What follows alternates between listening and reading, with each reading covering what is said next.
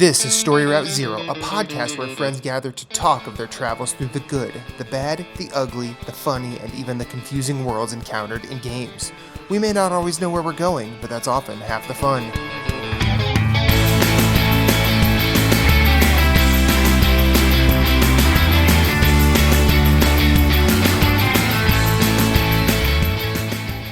Do you have a question, comment, concern, or a story of your own? Hit us up on Twitter at storyroute_0.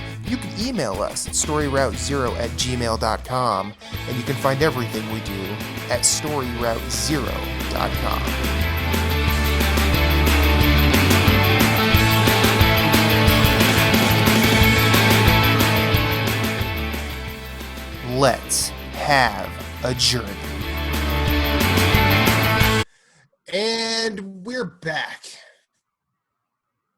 for the people who are listening. You probably heard a break for about a minute, but we took the night. It's been a day since we last recorded, and now we have a new friend, Matt Phillips, Captain Canada. How are you, sir? I want to say I'm a new friend. Well, you're new to this show. Well, that's we've true. all been here before. And I'm a new friend to the people listening. You're new to the Brady Bunch display on the screen. Yes. Yes, he is. He is. Certainly. I'm well. Thank you for asking. I've been a little sick, so I'm not on video tonight, but I will be in the future. Cool.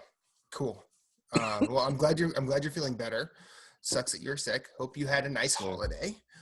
Yes. So we are at the second half of our game of the year, and we are basically down to each of our 10 favorite games of the year, 2019, whatever that was. And so I know, Phillips, you had talked to us prior that you only have like a top 5. That's totally fine. Once we get to 5, we will bring you into that. Otherwise, feel free to chime in wherever.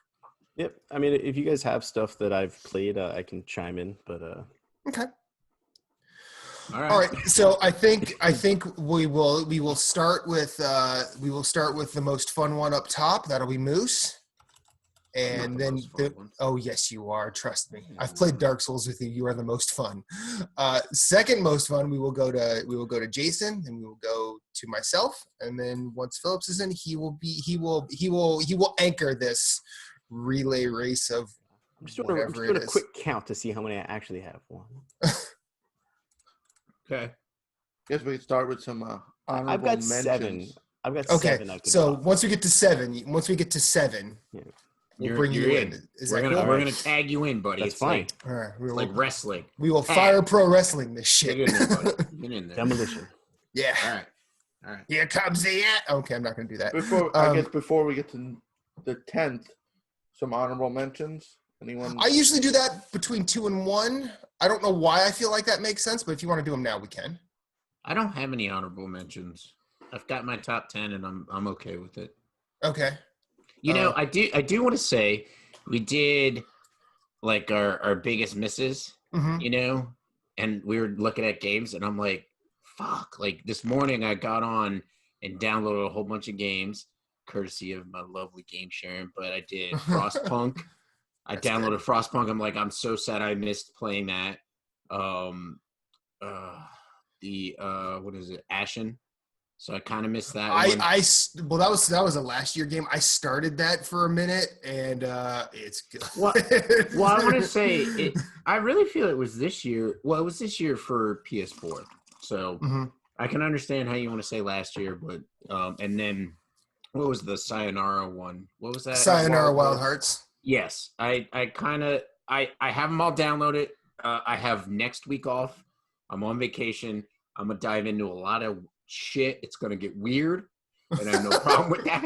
And so I'm gonna be screaming. I'm gonna be having fun. And so I was like, I couldn't wait for 5 o'clock today. I was like, yes, a week off. But anyways, yeah, I've got the week of the 18th, the week after the 18th off, and yeah, I can't wait to play a crap ton of games. I think I'm just going to order a couple of cases of Monster, have them come in, and I'm just gonna see how long I can stay up.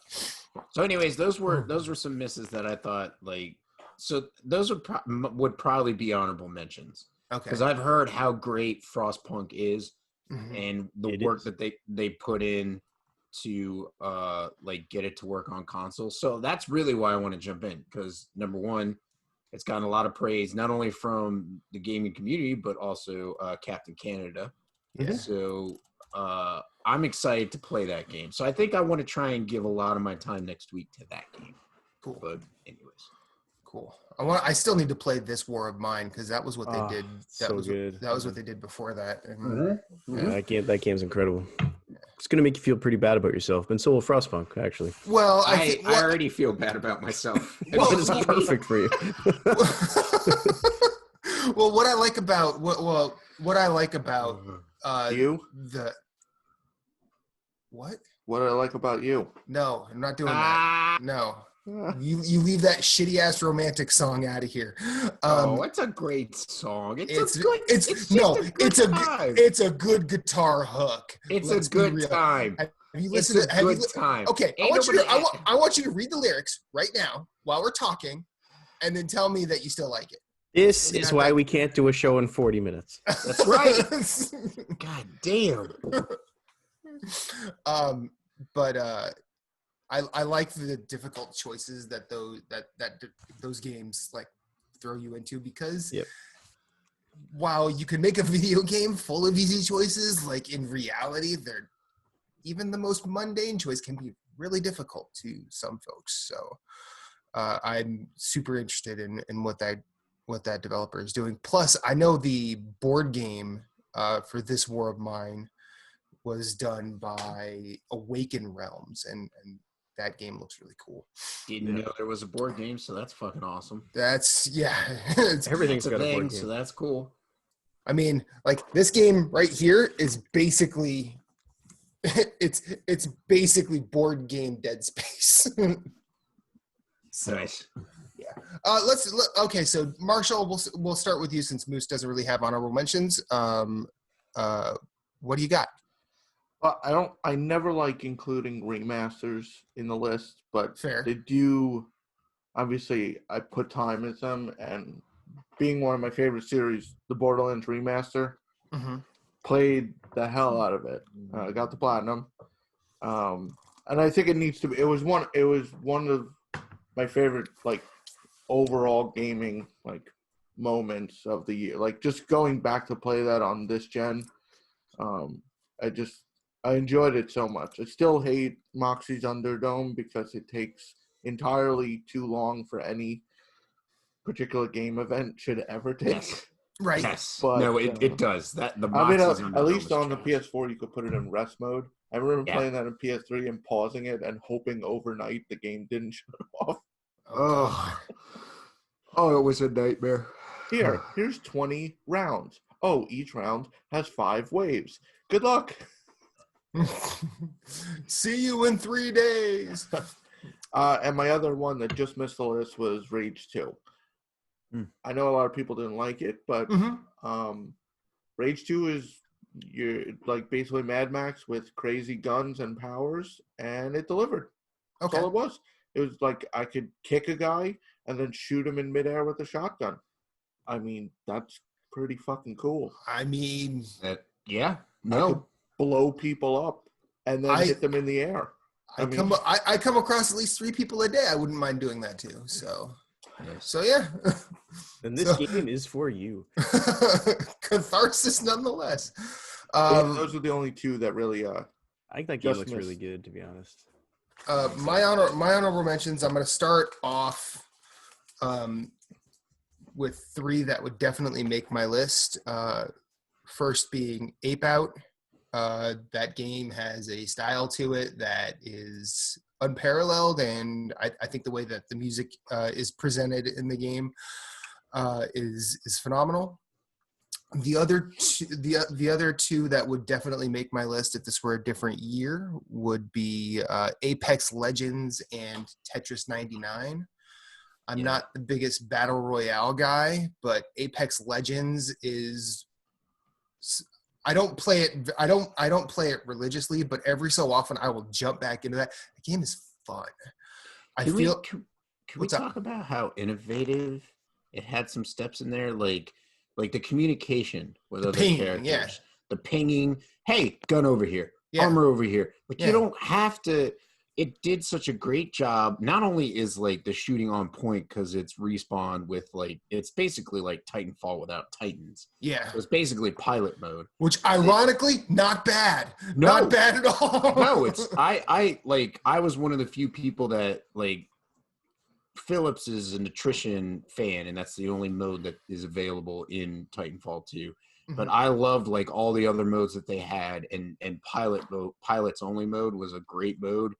And so like when you're running through Apex Legend, you're like, if you've played Titanfall 2, you know a lot of these guns, you know what's going on, all that stuff. But yeah, the pinging was great, the shooting was great. I like Apex Legend is on point. And if you're gonna play like something for free and dive in all honesty, I also liked Apex Legend because there was no fucking building like Fortnite. Like you're like shooting at a dude and he's just throwing up fucking walls, and you're like, well, this Now is I'm out of no bullets. point. Great. It's not like it's not a shooter anymore. It's like a Minecraft. I'm just gonna build shit to block all your shots until like one of us loses, you know. And it's just like I don't want to play that way. Like I want to like shoot somebody until I win, you know. And so Sure. I liked how Apex Legends incorporated that. But anyways, Pay to win, and there's Moose's shoot to win. yeah, shoot to win. And then Tetris 99, if you would have told me when I was a kid that in 2018 and 2019, a couple of the best games that I would have played would have been fucking Tetris, I would have called you a fucking liar. But like Tetris 99 is a good twist on the battle royale idea. With some of the, I mean, Tetris is one of the best games ever made, and doing that the way that Tetris 99 did it, real good. Other honorable mentions that did not make my 10 are, let's see, Gato Roboto, which is a really good Metroidvania, but ultimately kind of forgettable. Like you have fun while you're in it, but once you're done, you're kind of done. Cadence of Hyrule is a phenomenal take on the Zelda series with the people who did Crypt of the Necrodancer. It is not near. It does not have near the difficulty like ramp up that Cadence or that Crypt of the Necrodancer does, but it's a really fun take, and I would really love for Nintendo to let some of these indies fuck with their IP. I feel like it would be a good time. Hong Kong Massacre is a better looking Hotline Miami. It's not as tight. It's not as it's not as tight. And our first one. It's not as organized as Hotline Miami is, and it doesn't require like the precision that Hotline Miami does, but it's a really fun take on that idea. And Falcon Age was probably my favorite VR game of the year. If for no other reason than like go online and look for, you know, GIFs of the Falcon, because it's straight face while the player is doing whatever it's doing. It's just looking at the camera going, are you done yet? It's really good. But yeah, I could probably keep going, but those are what I would want to talk about now. So let's get to the 10. All right. Numero 10. So, hey, shoot to win. You're up. I'm gonna go with Control in my number 10 slot. Too low. No, I'm kidding. So the only reason it's at number 10 is because I didn't get to spend a lot of time with it. I feel though if I spent more time with it and beat it, it would be further up in the charts. Might even be number 1. But Control just has like this. It's got like this crazy, like you were saying the other night, like X-Files, like Twin Peaks, like sci-fi. Like it's got this really cool like style to it, and the way it unfolds is pretty cool. So far my only drawback to the game is, like I was saying, when you're in cover and then you go to aim, it leaves you out of cover instead of popping you back in cover. Which, you know, I'm sure as I play it more to get to the end, I'll acclimate to that game mechanic. But I think you shouldn't exit cover unless you're like hit the button.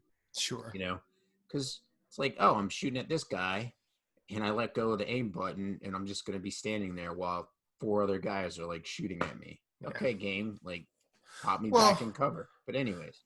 I mean, I think that's sort of just the difference between a cover shooter and a third-person action game. Right? No. So, I agree with you. Agree with you. And it probably isn't a third-person shooter. You know what I mean? Like cover shooter. So that's the other thing. Mm-hmm. So I look forward to spending more time with it. I do want to platinum it. It was a choice between that and Fallen Order, and I deleted Fallen Order because I wanted to go back to Control. That's how much I enjoyed playing it over Fallen Order. So it gets my number 10. Cool. My number 10 is Rad. Rad is 10 and not higher.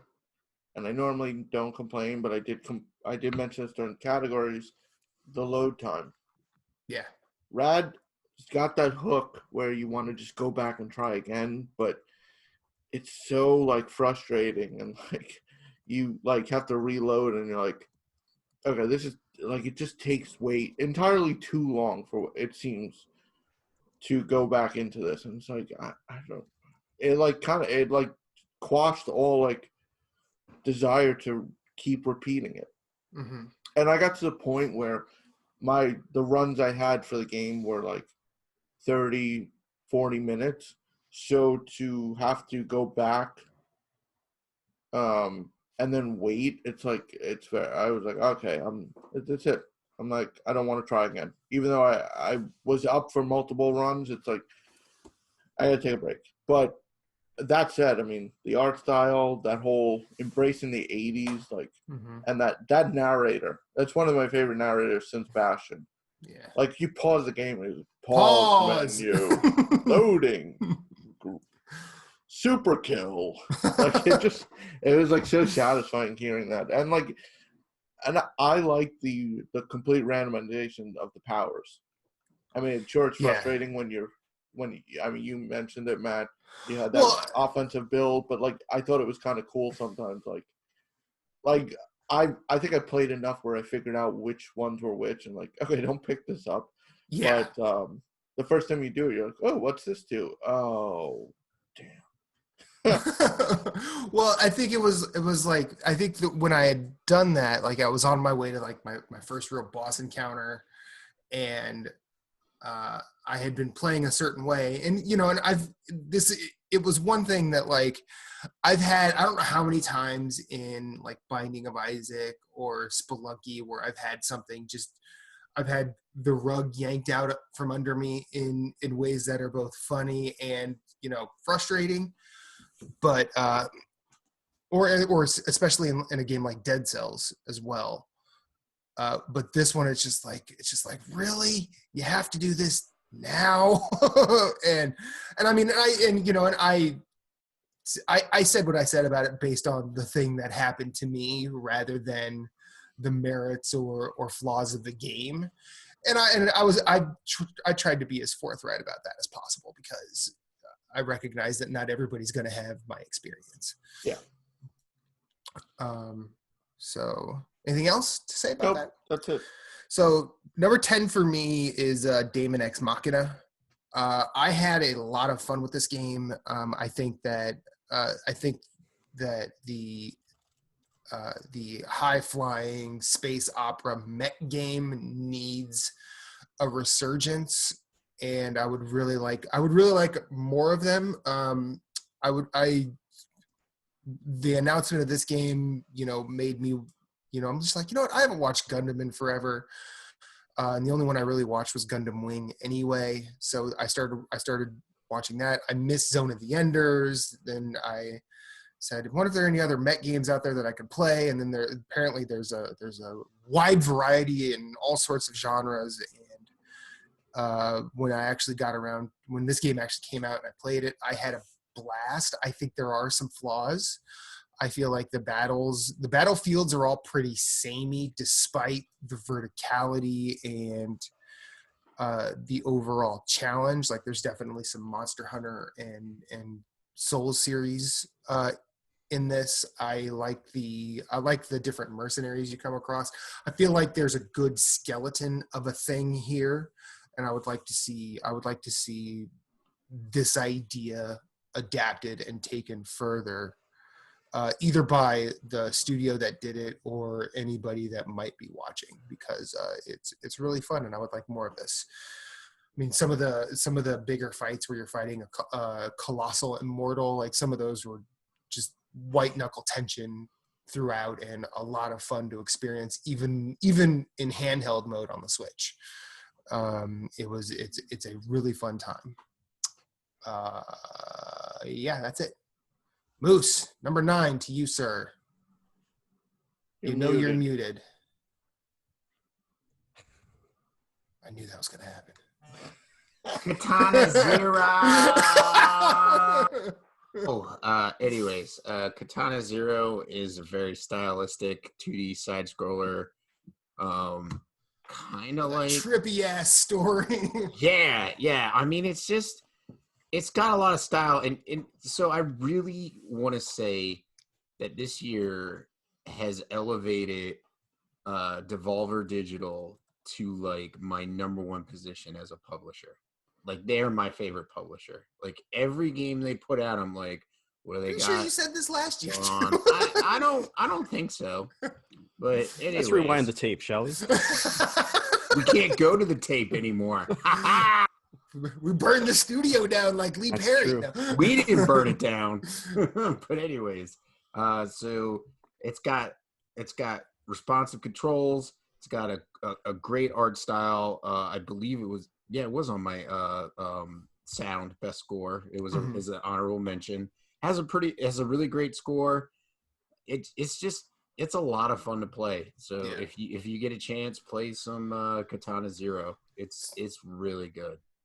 So it's a really good quick in and quick out thing if you're like handheld mode on the Switch. It's really fun. Which is where I had it, because I think it's on PS4 now, but I bought it on Switch before it came to PS4 because I was like, okay. I need some games for my little baby. Yeah, My little baby needs some love, and so I bought it there and played it there, and that's what we need. There's more games for PS4. Well, that's what I'm saying. Actually, we don't. Anyways, yeah. Oh, look at that. Very nice. So, anyways, that is my number 9. Cool. Jason? My number 9 is Wolfenstein Youngblood. I put like 65 hours into this game. I had a blast. I mean, dual wielding machine guns and blowing Nazis to smithereens. Hello. I mean, sure, people are like, oh, I didn't like the new format. Wasn't that different than the past game? I mean, they made it out like this was like a complete reversal of the formula. I feel like people just wanted to nitpick the game. I thought it was done well. The gameplay loop was a lot of fun.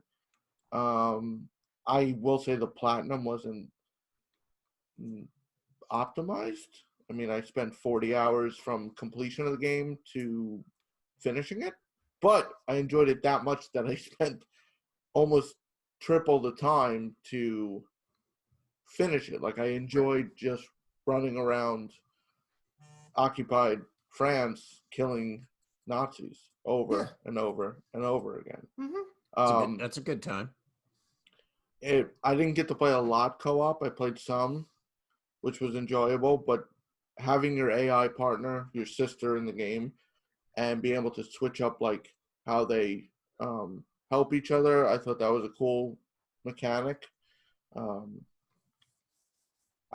thought it was what I expected. I feel like the negativity towards it, people like, I don't know what they expected. It's a Wolfenstein game. The formula is just a Blazkowicz fighting Nazis and dismembering, dismantling, blowing up, disposing of it by any means possible. Right. You hit that, like, that's it. Like, I heard the people were like, oh, it's a looter shooter. Man, you had 8 weapons. That was it. You knew what you were getting. Like, it wasn't randomized. It's not like Borderlands where you have a billion guns. Yeah. But it just was an enjoyable romp. Mm-hmm. Okay. That's all I wanted from it. Sure, it was a little cheesy, the story, but I enjoyed it. Cool. I liked playing. It wasn't like I have to get through this. I have to finish this. I really enjoy playing it. And I look forward to the next Wolfenstein. Yeah. I think I think a lot of the criticisms drew me away from this. And I think also I just want new Wolfenstein, I say new Wolfenstein 3 for when you fight Mecha Hitler. Like I think that's what I want.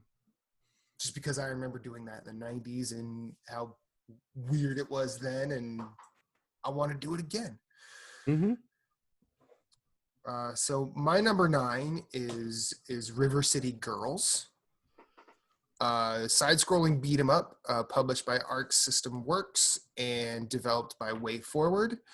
I've always really I like side-scrolling beat 'em ups as a genre, just because they're always so fun and they're always over the top in the right ways. River City Ransom was always probably the gold standard for this, but with as many River City Ransom games as there are, the formula had grown tired until someone said, hey, how about the girlfriends save the boyfriends? And Misako and Kyoko are protagonists we need in 2019. They're fun to play as. Their dialogue is hilarious. The boss fights in this game are really good. I think the boss fights in this game particularly speak to a really good legacy left by, at least what I can think of, Borderlands, because Borderlands was the first time I remember a boss battle opening up with like a title card, where they would walk on screen and you see like a big hey. All of that happens for every boss here, and I think it's used very well. This game is also anime as fuck, and in hilarious ways rather than questionable or maybe lost in translation sort of ways. River City Girls, you should play it. It's really fun. Moose. Number Back to you. Far Cry New Dawn. Okay. So I had a blast playing. Far Cry 5 was my game of 2018 that I should have played in 2018. So I played it in 2019, platinumed it, had a jolly good time playing that.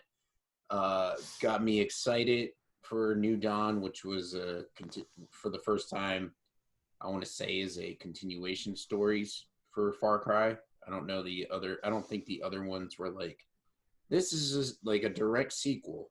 So New Dawn was a direct sequel of 5, and I enjoyed it. I don't think it was as good as 5, but I didn't go in with high expectations. Not that it hit low, like I think it hit pretty good. It's between a good and a great game, with arguments in between to pull it either way, with a lot of the fan base. I know Jason and I and Jeff played it at the same time, and we had a great time playing it. I thought the guns were pretty cool. I thought they added some really cool stuff to the Far Cry series. And I think it'll be cool to see them put it in Far Cry 6, whenever that eventually comes out, which will probably be maybe next year, 2021 at the latest. So it was a good time. And I thought it was a good close on the story for Far Cry 5. So anyways, had a blast playing it. Cool. Jason? Number 8. The indie from Blue Red Games, Sparklight. Ooh. Yeah.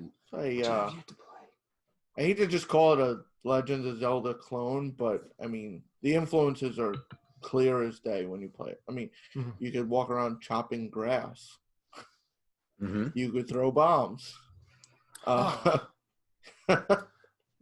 Well, technically, you put them in a remote control balloon and pilot them, but Nice.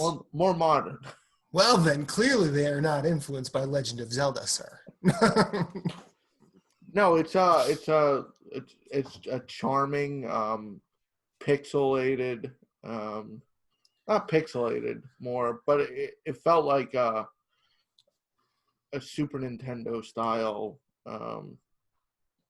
isometric Link to the past ish. Link to the Past with some spelunking. Like Okay. you literally go into caves. It wasn't it was about maybe 10 hours. Okay. Really a lot of fun to play. Good music throughout, kind of upbeat. Only complaint was I had a few complaints during, and I actually was in contact with the developer, and they actually were working. I know other people had the same complaints, and they applied several patches over the time I played the game, which fixed some of the issues, which was really cool. Very That's nice. awesome. That's the, awesome. Literally the only complaint I had towards the end was the end boss. It was one of those instances where all of a sudden the difficulty spike just went. Like it was like you were fine throughout 4 bosses, 5th and final. You're like, wait, that yeah, I'm gonna have to go in with a little more strategy. That was a little weird. Well, that's awesome. I mean, I liked your review that you wrote. Thank you. Whereas the pausebutton.com, you should check it out. But yeah, no, real enjoyable game. Super chill, relaxing. Music was great to listen to. Just not stressful at all. You had to upgrade as you went. The main character had this like super duper Apple Watch essentially that she could rearrange abilities, and you could swap them in and out. Like if you wanted to increase your melee ability or your gadget ability or the ability, like it had hearts up top, like in Zelda, and you can increase the amount you had or decrease the amount of damage done. So instead of like a whole heart taken, only a half, or if you further increase it, a quarter of your health only every hit. And you could swap as you, depending on your playstyle, which was a neat feature. Nice. And it had that you died and you didn't lose everything.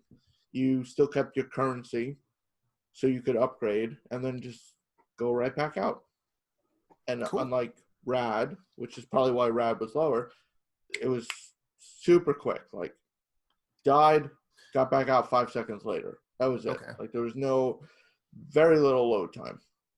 Awesome. At most 15 seconds between biomes, but nothing substantial. Like, you weren't going to, I'm going to get a drink in the load time. Like, you can't. Right. Well, that's good. Yep. Speedy. Cool. My number 8 is Baba Is You. This is probably the best puzzle game I've played since The Witness. I like the reverse engineering of program language. I like the idea that if you're stuck on a puzzle, your options are to basically rearrange the rules in a way that you can win. And the developer takes that idea and puts the player to the test at every possible turn. So a lot of times I would do 1 or 2 puzzles, put it down because the one I'd gotten to after that made me feel like an idiot. You come back a day or 2 later and all of a sudden you're a genius because you can figure it out no problem. I didn't actually, I'll full disclosure, I did not actually finish this game the way I finished The Witness, because the late game is real difficult, but I will at some point in 2020 because I still go back to it regularly on my Switch, and if anything I said has left anybody with questions, there's a Game Maker's Toolkit video on YouTube that explains Baba Is You really, really well and really concisely without giving a whole lot away. So check that out too. I didn't play Baba Is You as enough to rank it, but I did like, which is you have to watch the intro to the game because it explains the game, which is kind of a interesting way of doing things. Like the first time it said hold to skip, and I just was like, I'm just gonna get into this, and then I'm like, what do I do? So then I was like, I reset it. I'm like, oh, that makes sense. Yeah, and I mean, assigning commands in that game is one of my favorite things. Essentially, it basically says, "Oh, yeah, player, you are God. You can do whatever you want, but but make sure you understand the rules you are setting for yourself." So that brings us to number 7. I think we're going to get a new voice in here. Yep. And Phillips. Sir. Come on in. Well, we'll be right back before we start. Oh, okay. Good. Take a second. Yep. And we are go. Number 7. All right. So I'm going to go first? Yes. All right. So I'll just preface this by saying I had a bit of stuff to deal with this year, so I didn't have a chance to play as much as I wanted to. So I'm going to start my list with a couple games that I didn't get to play that came out this year that I really wanted to, and hopefully I'll get to in 2020. So that was Days Gone, Metro Exodus, Control, Total War 3 Kingdoms, After Party, Risk of Rain 2, and Untitled Goose Game. Risk of Rain 2 is really good. So Risk of Rain 2 is a fucking good time, right, man? Oh man. That's Is there more than 2-person co-op in that? I think it's up to 4. Isn't it 4? I think it's I hope it's. God damn it! Just imagine more. Go download it, Marshall. Imagine more random Helldivers. Yeah, it's real good. I was hoping you said it's only 3. I'm like, you 3 have fun. Damn it! it's so good. So, with that in mind, let's see where I should go for number 7. I'm gonna Rising Storm 2. No. Well, I did play a lot of that this year, but I'm trying to go with stuff that came out technically this year. Okay. My last one is going to be Modern Warfare, Call of Duty Modern Warfare. This was the new one, right? This year's. Modern Warfare 2019. I was gonna say Modern Warfare 2019. Yeah. So this one was surprising for me because I haven't bought a Call of Duty game since Call of Duty 2, and I loved Call of Duty. It was I remember when it started as a spin-off of Medal of Honor. And I really liked the stories that the campaign told. I don't know why I fell off with it. I just did. So I picked this one up. It's really darn good. Campaign is really good. It's short, but it has a lot of good acting. It looks incredible.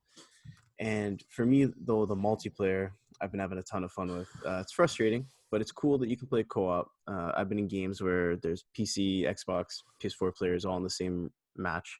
It's pretty hard. I'm not that good at it, but I've enjoyed it a lot. So for me, number 7 is Modern Warfare.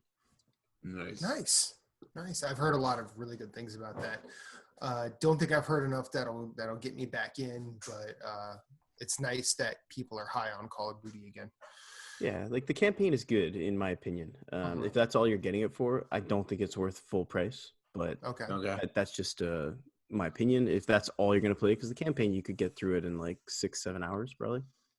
Okay. And I have to say the good thing about Call of Duty is Activision has realized they're not the powerhouse that they were before, and so they'll drop trousers to get it on sale way sooner than what they did before. Yeah, and it's already on sale, I think. Yeah. So I think they started that with Black Ops 4, which was last year's game. Maybe I can't even keep track of them. I know I can't keep track of them either.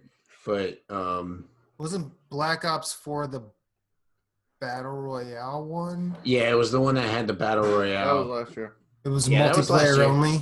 Yeah. Yeah. Okay. Yeah, there was no Division. campaign, multiplayer only, had all the traditional modes, which Safeguard is my favorite one where you have to escort the robot. But yeah, the Battle Royale was fun in that game. I had a blast with that. Me and Jeff played it.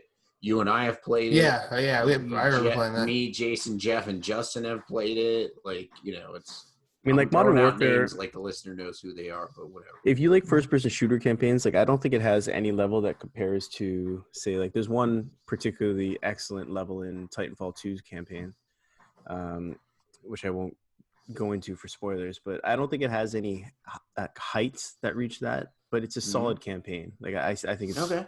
a very good shooter campaign. Okay. Worth picking up on sale, you would say, right? Yeah, I mean, if you play the multiplayer, as I do, I think full price is fine. If you're someone who's only playing the campaign, I don't think it's probably lengthy enough to justify the full price just for that. But that's up to the person, right? I mean, I got the order pretty close to release, and I had no problem paying for that because I enjoyed it. So it's all what you enjoy, right? So Yep. Yep. Moose, lucky number 7. Number 7 is the Division 2. Okay. I was looking forward to the Division 2 because I was hoping that they would fix some issues that they had. They fixed some things and left some things unchecked. I dived into it. Jeff dived into it. Jason was kind of like, no. Because He was we just got done platinuming the Division 1. I don't need more of this. No, I don't think it was that. I think it was he just I don't know. Like he couldn't get behind it, and so Didn't drop trousers. Yeah, he did. I enjoyed playing through the campaign.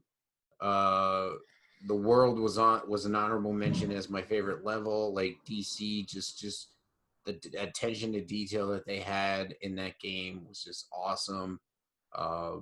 It was a lot of fun, but that game also helped me realize that I don't think I want to touch another game where I have to like a required MMO. Yeah. You know what I'm saying? Like I feel like Division 2 is like you have to play that on a daily basis. And we've talked about it, and I'll mention it again. World of Warcraft is not a required MMO. Like World of Warcraft is, you can jump in and do a couple of quests and bounce out and you're fine. And I have always felt that satisfaction with World of Warcraft when I played it. I started playing it in 2005 or whatever and played it all the way up to like what was the Lich King, even the Pandora expansion. I think you played Pandora. Yeah, I played Pandora. I had a blast with it, just going in and doing quests and having a good time. I think that console MMOs are requiring too much and not offering enough, and that's why Blizzard and World of Warcraft is winning. That's where I feel MMOs on consoles are faltering, is the fact that they're like, oh, you have to, like we were talking Destiny 2, you have to do like night strikes, you have to do PvP, you have to do this, you have to do that. It's like, just let me fucking play your game. Let me have some fun with it, and let me progress in my own way. And I feel World of Warcraft has mastered that. And like the raid in Destiny 2, I'm like, I want to play the raid, but it's like, I can't get 8 players that I can fucking trust together. I could maybe get one other dude, and I might have to grind some gear with him, Jeff, to get him up to par. But then it's like, we got to find 6 other dudes to do the raid. And it's like, it's not worth it to me anymore. Did you just gear shame Jeff? No, I didn't. Yes and no. I'm just kidding. He doesn't play it as much as I do. I'm just messing around. So like my point is, like, I don't like I'm tired of MMOs, like, and continuous games as a service on consoles, and it's going to be like, if that's the way your game's going to go, I don't want to play it. Like, I feel like Borderlands 3 is completely different because Borderlands 3, you can hop in and hop out and have a good time and do the raid and not do the raid and do this and do that. Like, you can move at your own pace, but like these MMOs where they're like kind of requiring you to constantly do stuff, it's like, this is not fun. It's not good. So anyways, that's why it's my number 7. I had a blast playing the game. I still think it is the best third-person cover shooter out there on the market. Yes, it beats Gears. It beats Gears by a long shot. And yes, anybody that wants to fucking take me to task, I've played Gears 1, 2, 3. No, I did not play 4 and 5, but it's fucking the same shit all over again. But so it is just, it's a good shooter. It's a good third-person shooter. I just feel like it missed on a lot of things, and hopefully they fix it perhaps in the next year before Division 3 comes out. But we'll see what happens. Yeah. Jason, number 7, The Outer Worlds. Ooh, it's that low on your list? Okay. Yeah, it is. No. I could respect that. I did really enjoy it. The story was, it was one of the best stories I experienced this year. But I also play games where the object is how quick you can blow people's heads off. So any game with the story would win. That's his number 1 game, ladies and gentlemen.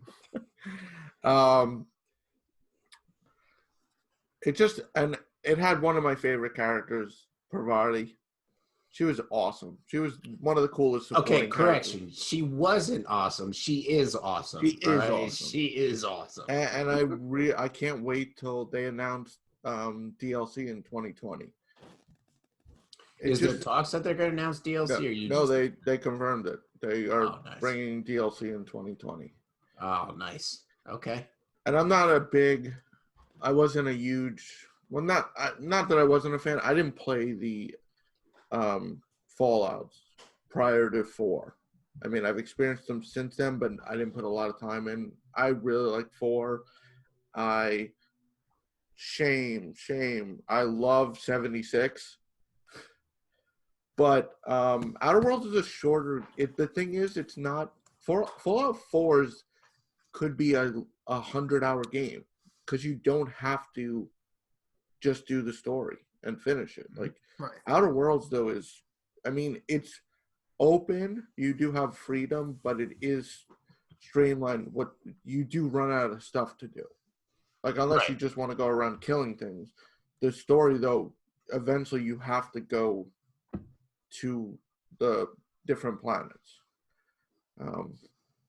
And I enjoyed the different dialogue and talking to people and how they had different the way they went about things, and even reading on like Reddit how people encountered stuff.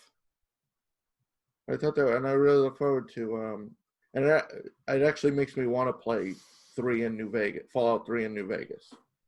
Yeah. 3 is probably rough at this point. Just the way your mother likes it, Trebek. Maybe. I still think New Vegas is the best thing that they've done. Like, at least now before Phillips jumps in, I did not play any Fallouts before 3. So, and I've heard that 2 was were you just talking about Obsidian or just Fallout though? Fallout. Oh, okay, yeah. Well, New Vegas is excellent.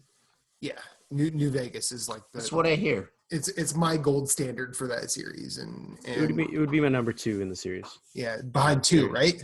Yeah, like I think 2 is we know by far the best. Canada. But no, it's not putting down New Vegas though. It's an excellent game. Mm-hmm. No, we just know what your favorite is. Yeah, that's what I'm trying to say. You can't accuse me of not paying attention to you. What were you saying? Exactly. No, I'm just Yes, I love it. I love it. Yeah, overall, Outer Worlds very enjoyable. Definitely recommend. minor complaints throughout, but nothing to prevent. I want to go back. I'm going to play it to get the platinum. I'll probably wait till the DLC comes out just so I don't just so I can do all that at once. Yeah. Yeah. So you don't like get the platinum in the DLC because I'm like, well, I don't want to go 100% it. Yeah, kind of like I did with Spider-Man. I still haven't done it either. Our gameplay on Spider-Man took a dive. I still have to play through the DLC. I beat Spider-Man in 3 days, and then I was like, nah, I'm good. I'm good. Good, done. My number 7 is A Plague Tale: Innocence.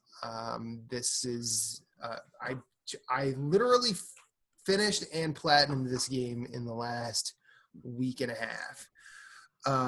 It made a very large very distinct impression on me. It is very much like the original Texas Chainsaw Massacre film. Yeah, I know, right? But it's sort of bathed in this existential dread it's not quite off-putting as much as it is alluring in a weird way. Still confused if we're talking about the taint or the game. No, the game. You leave your taint out of this. But what about my taint? Well, I don't know what kind of beer you're bringing me. But this is it is a very, very, very strong video game story. Mechanically, it's a serviceable stealth game. It's not the best stealth game I've ever played. The combat gets a little floaty towards the end when it gets combat heavy. Most of the time, combat is actually not necessary, but it's a really good story. It turns from two children running from the Inquisition while amidst the Black Plague. It turns from that into an almost Goonies-esque sort of story, but there's not really sentimentality or cheesiness incorporated. You lose some of your party members along the way, and all of the story beats are handled with a decent amount of care, and it is a looker of a game. It is. Whew. Girl, you looker. Yeah. God. I think that was sexual harassment, Moose. But we don't have an HR handbook, so you're out of luck. Fuck. But no, this is it. This is a phenomenal game, and people should play it. Yeah. Number 6. Borderlands 3. You're skipping. All right. I skipped. Go ahead. Go ahead. What's your name? Go ahead. Oh man, what am I going to put in number 6? All right, you know what? I'm going to put Age of Empires 2, the remaster here. Oh, the definitive edition. The definitive edition, yeah. The only reason is because I haven't had enough time to devote to it. I mean, this is a game that I played for hundreds of hours when it first came out. So I know the game. I just haven't had enough time to devote to the remaster to give my full opinion on it. It's really good. It's gorgeous. It looks awesome. If you've never played it before, it's a really good way to jump in, especially with them having an entire new studio now for new Age of Empires games, which is really exciting.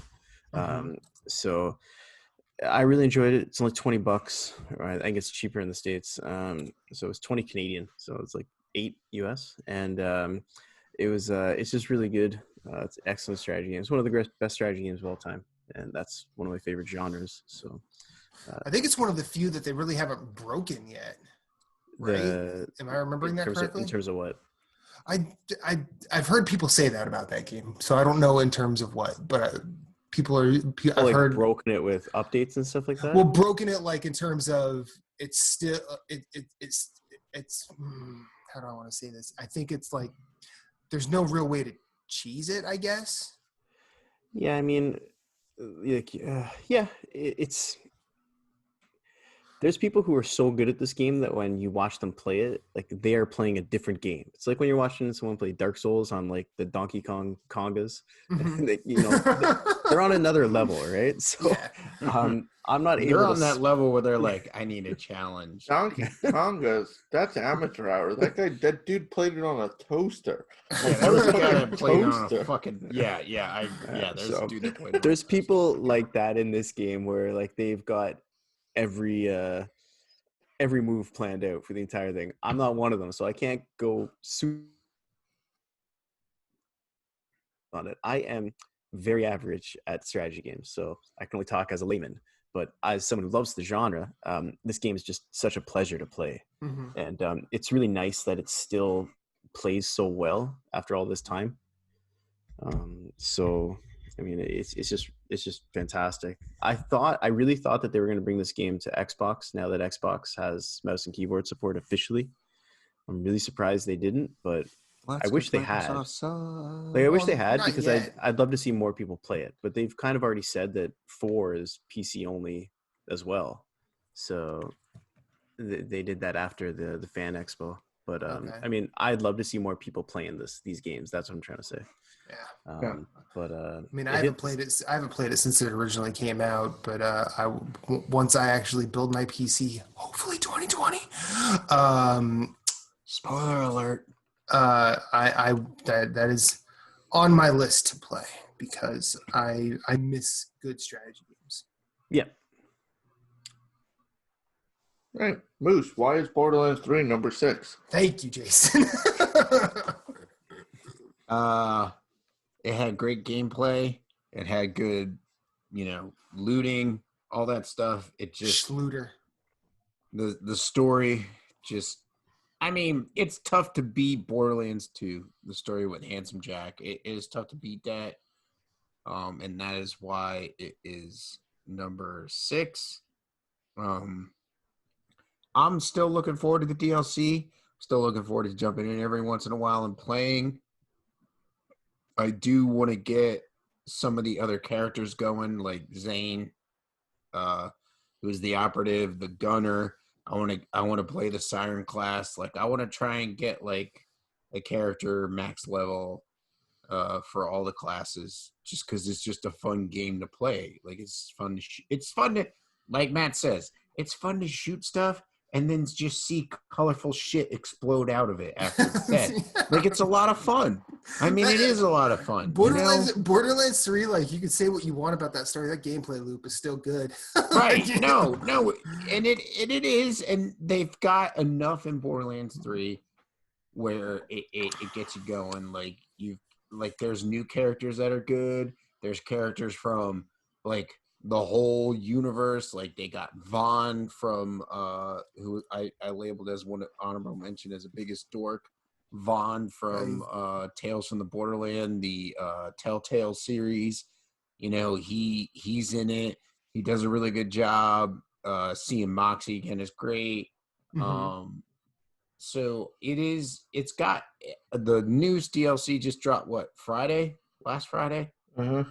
So the new DLC, which is, I mean, they're like, man, our story kind of sucks, so we got to dig deep and go back to Borderlands 2. So they're doing the raid on Handsome Jack's vault. So whatever that is, that should be fun. I just downloaded it, or downloaded it like earlier this week, and just haven't touched it, but I want to get into it.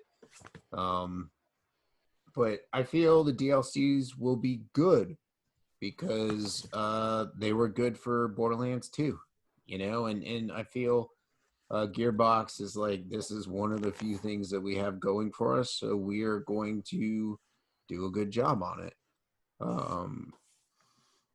I know in the last patch, which is insane, but in the last patch they like fixed like the menus being like fucking slower than molasses in July to the nth degree.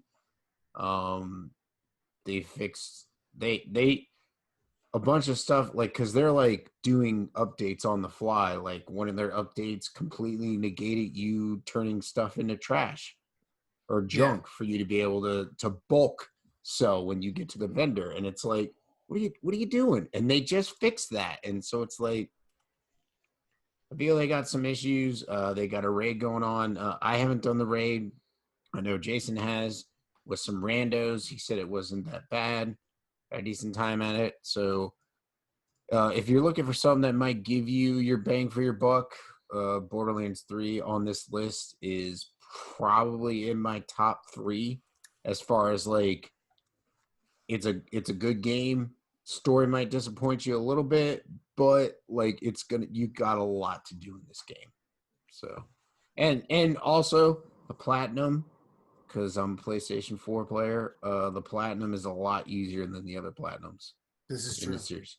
That is one of the easiest platinums I've done in a Borderlands series. Maybe next to the remaster, which is, I think, a carbon copy of the original, which came out in 2008, and I never really chased platinums or achievements when the original came out. So I feel like that's cool, you know? Yeah. Jason. Number 6, Jedi Fallen Order. Okay. Save the shade, Moose. I mean, going in, knew it was Respawn, so expected a quality game, and I was not disappointed. I'm not a Star Wars fan, so I had no expectation as to. I mean, I know I've seen the movies, I know what happens, but I had nothing like, oh, we better see this. It has to have this, otherwise it's the worst thing ever. Why is the bar from the first movie not in, and the sandbars from the 5th movie? This is And if there are people of color in important roles, get them out. Oh snap! Because Jesus Christ, Star Wars fans fucking annoy me. it had its issues, but overall, I mean, I enjoyed the story. I did mention one of my biggest misses was the boss fights. They were pretty much non-existent. Right. The main character wasn't what bothered me was his facial animations. He'd be like shocked and then go back to his standing pose with like he'd be like oh, there goes my mic. Not good. And the one NPC, Seer, who's one of the main NPCs, her eyebrows were in a race to get off her face against her eyes. Yeah, that's true. But other than that, I mean, it controlled great. Like I mentioned, like wall running. It wasn't like you didn't have to be like an expert at it. Like the game kind of did it for you, but it was just so cool. Like wall run, force pull a rope, slide over, land on someone as you pull out your lightsaber. There was also a moment. Matt, did you beat? I know one Matt Platinum did. Yeah. Matt, did you finish it? No, not yet. I'm still working on that. I'm close. It's my next game up, so we can just do the discussion now. There's a moment where you have the dual saber anyway. One of the enemies like pulled out like mid fight, just stopped and switched to the dual saber, and I was like, oh, we're going there, and I popped out my dual That's how saber. it's gonna be. Yeah. I was like, hell yeah. Oh, this is the shit show you want to get into? Let's go. Bring it. Yeah. You know what? That was when that moment happened. I was sitting there thinking, I'm like, this is like the sword fight at the beginning of Princess Bride, where he goes, "I have something I have to tell you. I'm not left-handed." Yeah. And you're like, guess what? I'm not left-handed either. Yeah. But everything else, I mean, it just was enjoyable. I didn't like that all the loot boxes were cosmetic. Like, It kind of took, like, at one point you're like, I don't really care to go for that. Like, if you're going for the platinum, you kind of have to, but, like, it was like, do I really need another color for the the hilt of my lightsaber or Yeah. the material. Like, but besides that, I mean, the exploration was great. The controls, the combat felt good. I mean, it's an enjoyable game. I highly recommend everyone to Star Wars fans and non-Star Wars fans. It's just a good game. Yeah, Yep. I had a lot of fun with it. I mean, I agree wholeheartedly. it was I will say my one real gripe with it was the map. Yeah, the map. I think 3D maps, like they're it might be me. I might be the problem here. I'm totally open to that, but I feel like the 3D map situation in games kind of needs to be addressed in a way that, like, Borderlands 3 did not address it, and Jedi Fallen Order didn't. I think the problem with Jedi was you couldn't zoom far enough out on the 3D map. So if you're like, I think it's the ice planet, if you were too deep underground, you couldn't really see where the ship was because you couldn't zoom out enough to see which direction to go. And so you kind of had to like move in the direction you thought and then check the map again. And it was like, this is kind of irritating. Yeah. Yeah. But yeah, that's my number 6. Okay, so my number 6 is Blasphemous. This is a solid entry in the burgeoning Souls-like genre. This is a 2D side-scrolling pixelated Metroidvania with Souls-like death mechanics, and it's bathed in religious references, and it's metal as hell. Suffer the cause. It's a game with I don't remember the studio's name off the top of my head, but I know they're Spanish based, and it is definitely,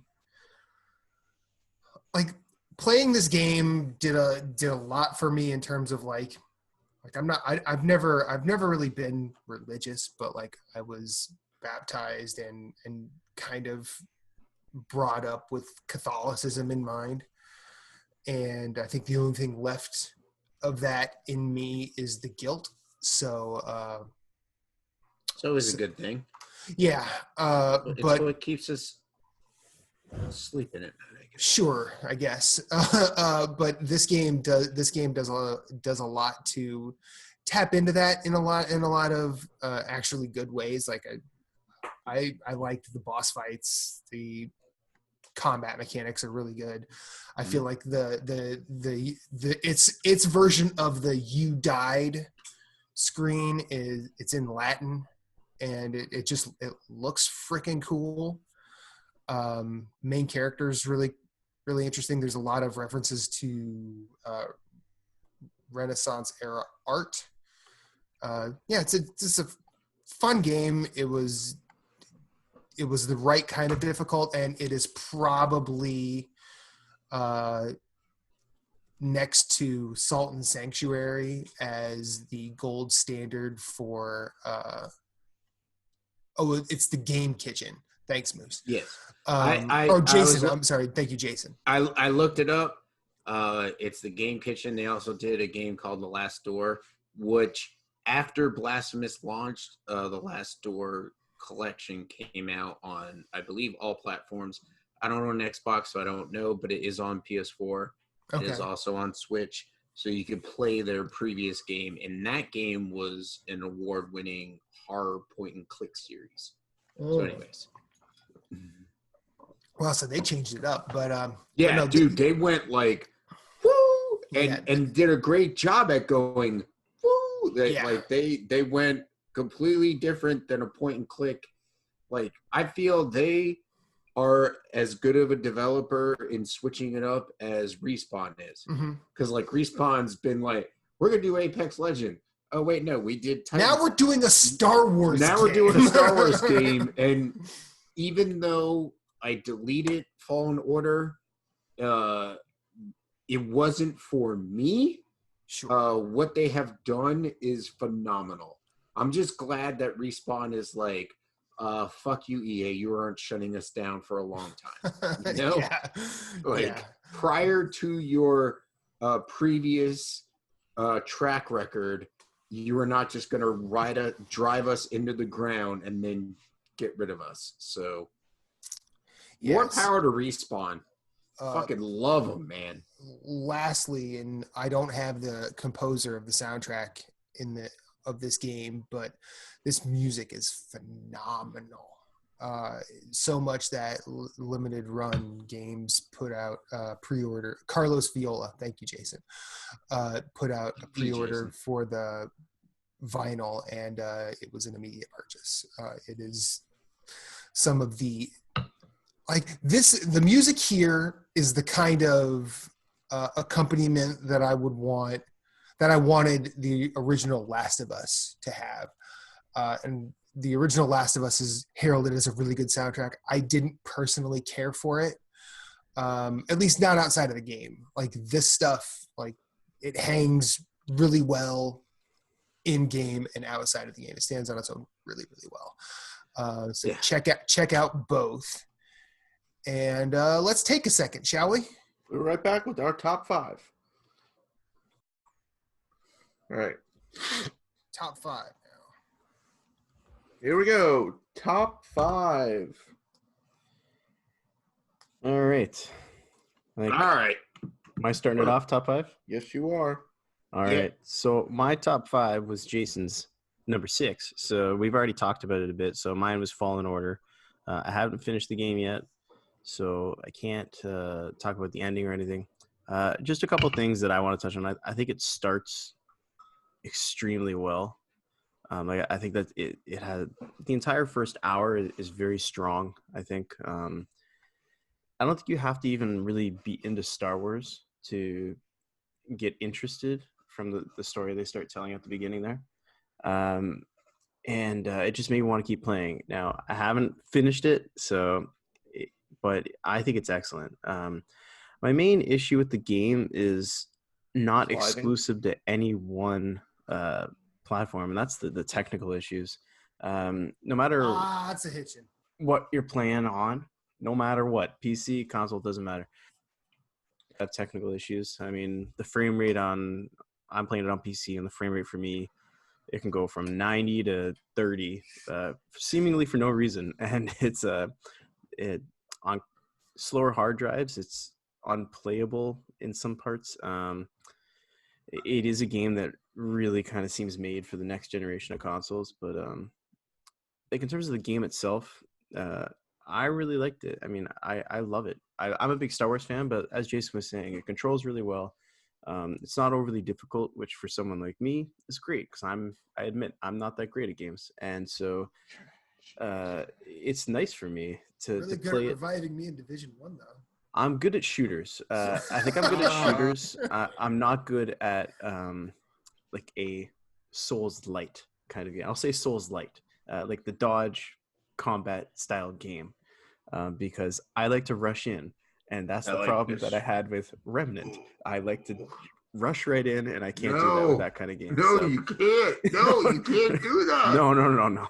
So that's a me problem, though. So I don't blame the game for that. Well, I see a lot of people want to lump Fallen Order in with like the Souls games, and as someone who's played everyone, that's reductive for both the Souls games and that game. Well, I was saying Souls light, and basically I corrected it to dodge style combat. Yeah, and that's fine. Like that was that comment while we're all having this conversation. That's not really like directed at you, because I think the overarching thing is like, oh, they put Dark Souls in Star Wars, and it's all right. And I think that this game is so much. There's so much lack of focus in the combat for this to be really lumped in with the just delete it from your hard drive. No, it is save the Souls, shade. it is Souls light, not like, because it has the elements, but you also could rush in and just annihilate a bunch of, like, without worrying about parrying or like. Once, like, later when you unlock moves, like, you could just, and Moose's opinion's invalid because he didn't play long enough. No, I played through the tutorial, as a Souls And again, the tutorial's fan not long enough. and player, I played through the tutorial and I said, you know what? I don't ever want to fucking come back to this game. And I deleted the game off my hard drive. So that's fine. Fuck the game. We're not. This is about our favorite games of the year. Right? And No, all of I us understand. all of us And have I'm different glad. tastes. Listen, I'm glad that Phillips is Captain Canada. My boy Captain Canada is having a lot of fun with it. I'm glad that Matt, you had a lot of fun with it. I'm glad that Jason had a lot of fun with it. But I did not have a lot of fun with it, and I bounced. That's fine. That's totally fine. So I'm respecting all, but also giving my opinion. Okay? Since you were talking about like technical problems, did you have a favorite glitch, either of you, in this game? Because I have one. It's a pretty funny. Sears' face. Phillips? No, not really. It's not okay. None of it was enough that I said I can't play this game. Right. It came kind of close. I changed. Okay, I'm someone who does not like when frame rates are flying all over the place. Like it just really, really bothers me. I don't particularly care too much what the game looks like, but how it plays is very important to me. So sure. I found the frame rates very distracting. So that was my most noticeable one. Okay. There was some, so the way that the game works is it streams in assets. So sometimes like the scene will load and not everything is loaded. So like I've seen stuff where like stuff is loaded and one of the characters doesn't have their hair yet. And it just kind of like lands. Oh yeah, that's good. In the middle of the conversation, right? Like stuff like that. It's not game breaking, but it does break the immersion when you're trying to play a narrative style game like this that's supposed to be a little bit serious. I mean, Star Wars is supposed to be kind of fun and light. And it is that, but it's there's some stuff like what I was talking about where like, you know, the Assassin's Creed kind of thing where there's no skin on their face. Well, no, that's a human deconstruction, if you will. No, my favorite glitch. I don't remember the name of the planet, but it's not the tutorial planet. It's the forest planet you go to right after that. I want to say it's Zepho, but I'm not sure. Yes. Yeah, it's Zepho. I think it's Zepho. There's a moment where you're coming out of a cave and there's like a couple little buildings and there are like stormtroopers all around. Oh yeah.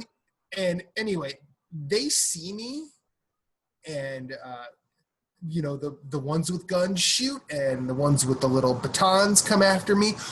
One of the guys that shot me hit me, but somehow the game thought I had died, and all of the stormtroopers basically stopped and started walking back to their original position.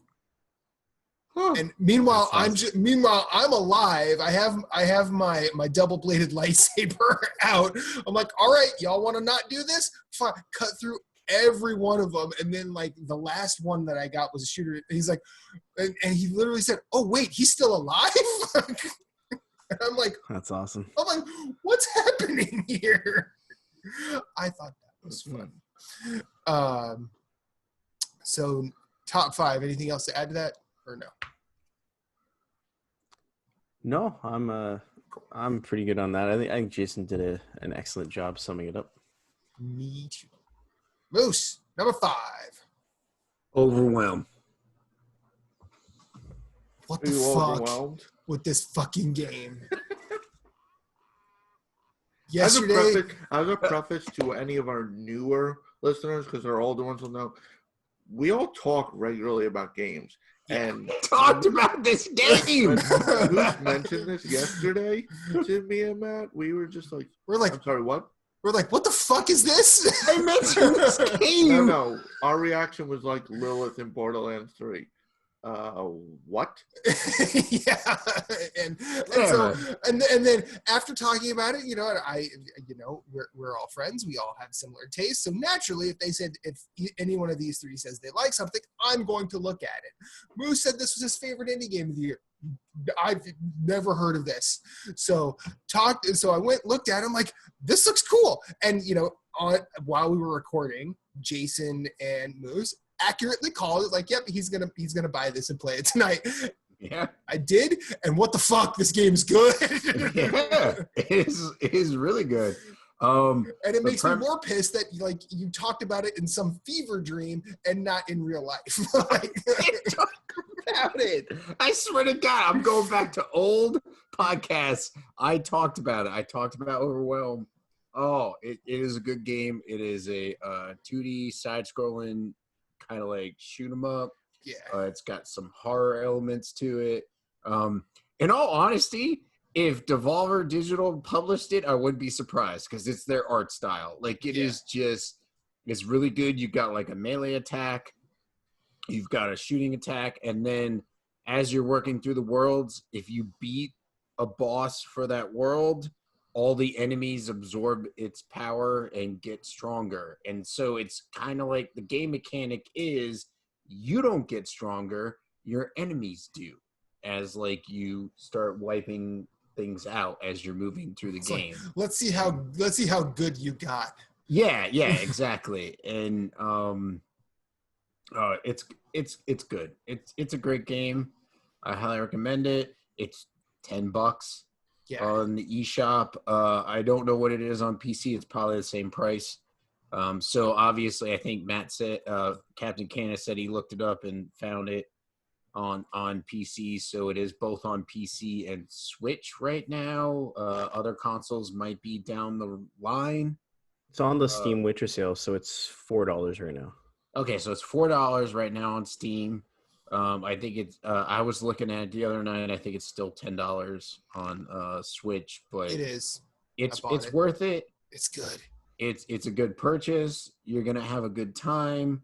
The controls might take a little bit to get used to because you're using all the shoulder buttons. Mm-hmm. If that makes sense, because you're using like also your main focus is the analog sticks because you have your left one to move you and your right one to aim. And so you don't want to be moving off that right stick, which is aiming to hit the face buttons on the controller. So it's like, okay, yeah, shoulders is good. But once you get used to it, you'll be good enough. You'll be right as rain. But yeah, number 5 is Overwhelm. Yeah, I played it for about an hour. I think the most difficult introduction to that game is the jumping mechanic. Yes. Where you're jumping with a shoulder button, and then there's a way to do a double jump, and I focus on learning that, and then you'll be able to get around a lot quicker. Mm-hmm. Jason, your number 5. My number 5 is Honk. Yeah, this is my number 5 too. This is my number 5 too. Untitled Goose Game, or the best Hitman game of 2019. It's such a simple concept, but it's like so much fun. It's like you're a goose, you steal crap, you annoy people. Yeah. Like that's the basic premise, but it's like just so like the interactions the people have with and like the things you can do, like it's like innovative. Like you could just steal the keys from the gardener and he'll chase you, or steal the keys, throw them on the ground, turn the sprinklers on, and he gets soaked, and then he's pissed. Yep. It's just like knock him down, steal his hat, and then he has to do something else. Yeah. Yeah. Like, and I mentioned yesterday, like my daughter's favorite. She came in and I was playing something with Matt. We were playing Remnant. Yeah, and you just hear, "Dad, can we play Hong Kong?" Yeah, I'm like, okay, I gotta let Arya play Goose Game. It was just a cool feeling. But like, it's a relaxing game. There's literally no stress. You do have a checklist, but you could just run around aimlessly, causing chaos. Mm-hmm. There's no real fail state in it either, which is nice. Like, I mean, yeah, if you take the keys and the gardener gets to you, he takes the keys back. So you just got to try it again. And now if you're someone who doesn't really learn from their mistakes, no disrespect, like that can be annoying. But there's a checklist of you pause the game and there's a checklist of things to do, but you don't have to do everything. No, there's you like only a minimal amount to unlock the next like level, which is just essentially a gate, and you walk through, and then. But like if you're a completionist, there's like all this extra bonus stuff to do. Yeah, and then I think there's a new game. Well, I don't want to say new game plus, but after you've gotten to the end of it, there's another list where you have to cross things between areas. Yeah. And like the coolest thing about this was the like what you said, the ancillary things. Like we could talk about the memes that came out of it because those were hilarious. One of my favorite GIFs is where you see someone with the goose's wings up and honking repeatedly around the child who is like cowering, and underneath it says, "Who's your god now?" That's a pretty good one. But like also there's an instance in I think the second or the area where there's two neighbors. And this is the third one. Yeah, it might be the third. The second one's the little town. Okay, so it's the third. But basically, you are doing something to each of these neighbors, and essentially, you're convincing them that the other one did it. Like you get the first one you get him to break the other neighbor's vase, and then you get her to cut up his prize rose. So like the way I was playing this, I did like a little theater of the mind thing in my head where I basically created a centuries long blood feud from this event. And just the fact that it's just this annoying goose, and then you take the lady's goose statue and sit in its place, and she puts a bow around your neck, and then you honk at her and scare the shit out of her. Oh, it's so good. It's so good. And then, I mean, I think even the ending it's just like, it's perfect. And I think this is probably, it goes up there with Limbo and Inside as a game without wasted space. Like it is the right amount of content for this excursion. And yeah, some of my favorite memes, like the ones where you see it stealing an arrow and you see Aloy chasing it. It's pretty good. There's one of him in the Agent 47 suit. That's pretty good. It's just like that. I think he steals the Infinity Gauntlet. Yep, and Thanos is chasing him. Yeah, like this, and all of this is in a weird way. It does so much service to the game as well as it's just funny as hell. Yeah, Goose Game is good. I mean, it's to the point where like I've annoyed my wife enough that she calls me Goose. Yeah.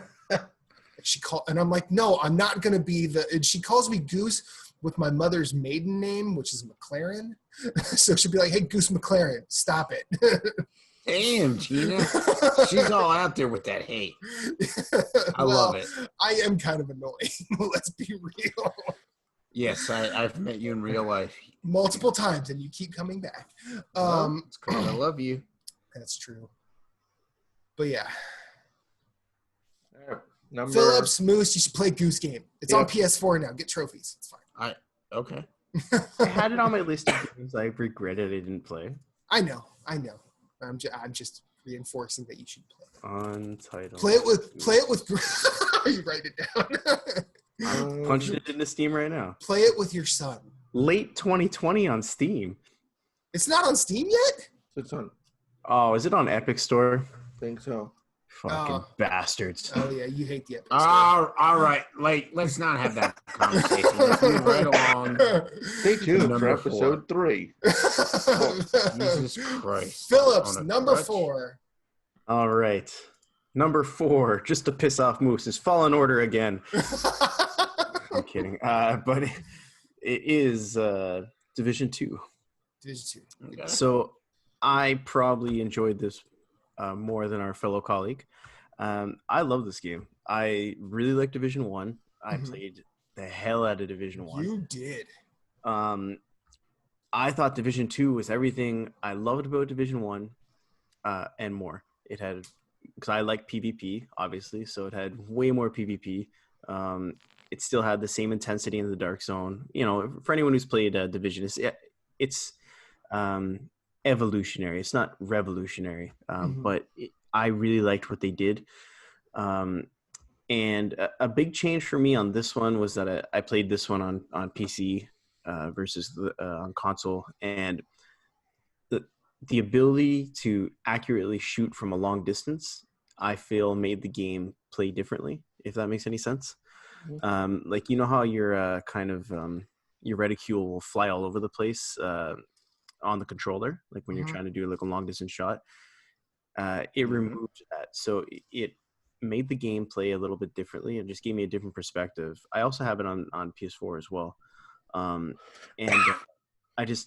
I loved everything about it. The world itself, I mean, it's a real world. It's Washington, but just the job that they did on modeling it is unbelievable. As Moose was saying, the attention to detail is incredible. I love this game. I think it's absolutely fantastic. I really don't have a lot of complaints about it, and it was on sale for $5 over the break. Huh. So I think that's definitely worth picking up if you're interested in it, especially for that price. So yeah, number 4 is Division 2. Really good difficulty scaling in that game. Yeah. Like, oh yeah. I mean, I think it was a little busted at the outset, just because it seemed like most players, I mean myself included, we weren't ready for smarter AI, and I think they did some. Well, Jenkins. they also did some patching as well early on, and I think they smoothed out the difficulty ramp. But as you get further and further in the game, and I mean, like, me personally, as I felt more powerful in that game, the AI sort of changed around me. Yeah. And I respected the hell out of that. And then at the end, when the new ones show up and are way different. Yeah. And some of the stuff doesn't scale. So I remember you and I were talking about one of the missions. I think it was the one on the island, the park. And I was saying, I did that one at level, and I found it extremely difficult because there's the enemies that swing the sledgehammers. Mm-hmm. And so I remember talking to you about that, and I was like, man, this mission's really hard. And I remember you did it past level, and you said it was no problem. And I didn't realize the mission wasn't scaling quite so much. So at level, I found it quite challenging. Another difference is maybe it was just me. I couldn't solo as much as I could in Division 1. Like Division 1, you can go through pretty much the whole thing on your own. Yeah. Division 2, I think, is a harder game. I don't think it's unfair by any means. No, I don't think so. It's a fair challenge for. I think that for someone like me, I think I'm a little bit. I'm either average or just a tiny bit above that at like a shooter kind of game, but I'm not great by any means. And I thought it was a fair challenge. Yeah, no, it's an excellent game. I love it. Moose. Number 4, Outer Worlds. I don't think I had any expectations going into this game. I'll be honest, it was on my list to purchase as we got closer and closer to release. The videos were just like, oh, this looks like it's going to be a good time. It looked like a big FU to the Fallout creators. Well, current developers, Bethesda, not Interplay. But so nabbed it, started playing it, and I enjoyed the immersion. I enjoyed the world that they built. I enjoyed the narrative that they were going, like, with corporations being fucking dicks, because they are. It's not the best choice. It's Spacer's choice. Right, exactly. So I had a good time with the game playing so far. And to be honest, I hit a brick wall and just I don't know. I didn't come back to it, and that was my fault. I probably should have been like, all right, I'll research this mission that I'm at, and how can I not unlock it, but how can I complete it and move on. And so I do need to go back so that I can beat the game. But I feel the game's got enough charm. It's got enough challenge. It's got enough characteristic to like put it in my top 4. Okay. Nice. Nice. My number 4 is Slay the Spire. Yes. It's really good. It really is. Like, That will be on my list for the years. I really wish I spent more time on the game. Go ahead, Jason. when I heard of it, it's a card game. At first, it's not just a card game, but I was like, I'm not. But like, it's so much more. Like, cards are just the foundation of it. But like, sure, you play the card, you do the combat. That you're not actually performing any moves, but it's not just trying to figure out, build a deck. Like, as you move through the map, you unlock new cards, or you unlock these artifacts, which maybe give you more energy at the cost of cards in your deck, or you heal every time you win. I only played as what's the first character? I do not remember. I think it's the So there's warrior. 3 characters you could choose from, and they actually have different plays. The way they play, they have special abilities, but you unlock more. Okay. You could upgrade your cards as you go. There's multiple, every time you get to a campfire, you could either rest or upgrade a card. So you kind of have to judge, you could see the map. Some of the map's hidden, some's not. So you can actually tell, there's another campfire. I think I could last this round. Yeah. But it's randomized every time, and you don't know. You have a deck, but it's random what appears in your deck. Like, you don't pick cards. Like, they're just a new set appears, and a new, you reuse them every fight, but the randomization, sometimes you'd nail, you'd get a combo of a bunch of cards that cost 0, and you completely wipe out the enemy. Other times you're screwed, and you get 4 defense cards. You're like, what the hell? I'm not doing. I mean, great. I'm not taking any damage, but I'm not doing any damage either. But the more you play, the more strategy. You're kind of no, I want to get through this, so I'm better off resting than upgrading, knowing oh no, I think I could survive the next round. With the first character you get, every time you win, he heals 10 hit points. So if you think oh no, I think I can get through this because I'll heal, so I can upgrade a card instead. Yeah. And it's one of those, just one more round, just one more try. And I played it on the Switch. It's on PS4 and PC. I thought it was great on Switch because you just pick it up, play a couple rounds, done. Pick it up, it's just so much fun. And it doesn't really end. I mean, it ends. I guess I didn't actually beat it. Did you finish it, Matt? Well, I got through two spires because I think there's 3 each run, right? There's 3 bosses each run. I got through the first 2, and then the third one would be where that would be the end of me. Okay, yeah, I've gotten to the 3rd consistently at this point, but I haven't been able to beat it. But I got to the point where I was unlocking. I think I unlocked a couple characters, so I was trying different play styles, and I would usually get to at least the 2nd with each of them, and yeah, I really like that game a lot. That should be an honorable mention of mine, actually.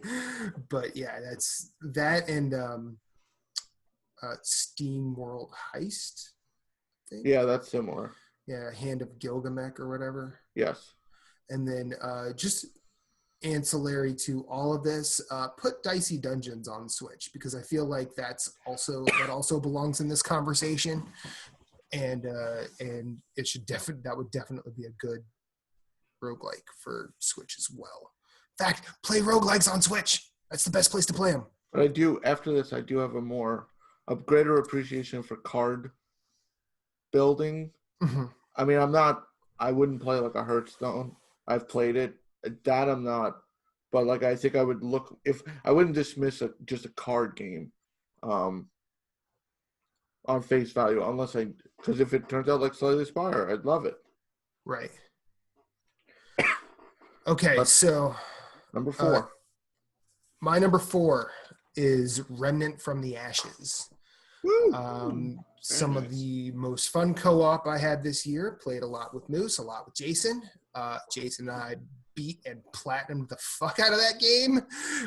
And then we got to the point where it's like, let's get every weapon. Let's get everything we can find. And yeah, this was it's a third-person shooter. It's not a cover shooter. I feel like the shooting in it is probably very close to Destiny level polished. I think the weapons balance really good. They strike a balance between seriousness and Ratchet and Clank bombast in a way that's appropriate for the world. As I did yesterday, I ranked my favorite weapons in there, and the particle accelerator is one of the coolest things I've seen in games in a while. And I was like before I decided to do that, I actually went looking to see if there's anything else like it. No, I couldn't find anything else like it, but I'm sure there probably is. I'm not going to say there's not. This game is super, super fun. Super replayable as well, and I'm interested to try the hardcore mode that they have added in as well. So Gunfire Games, thank you for my number 4 game of 2019.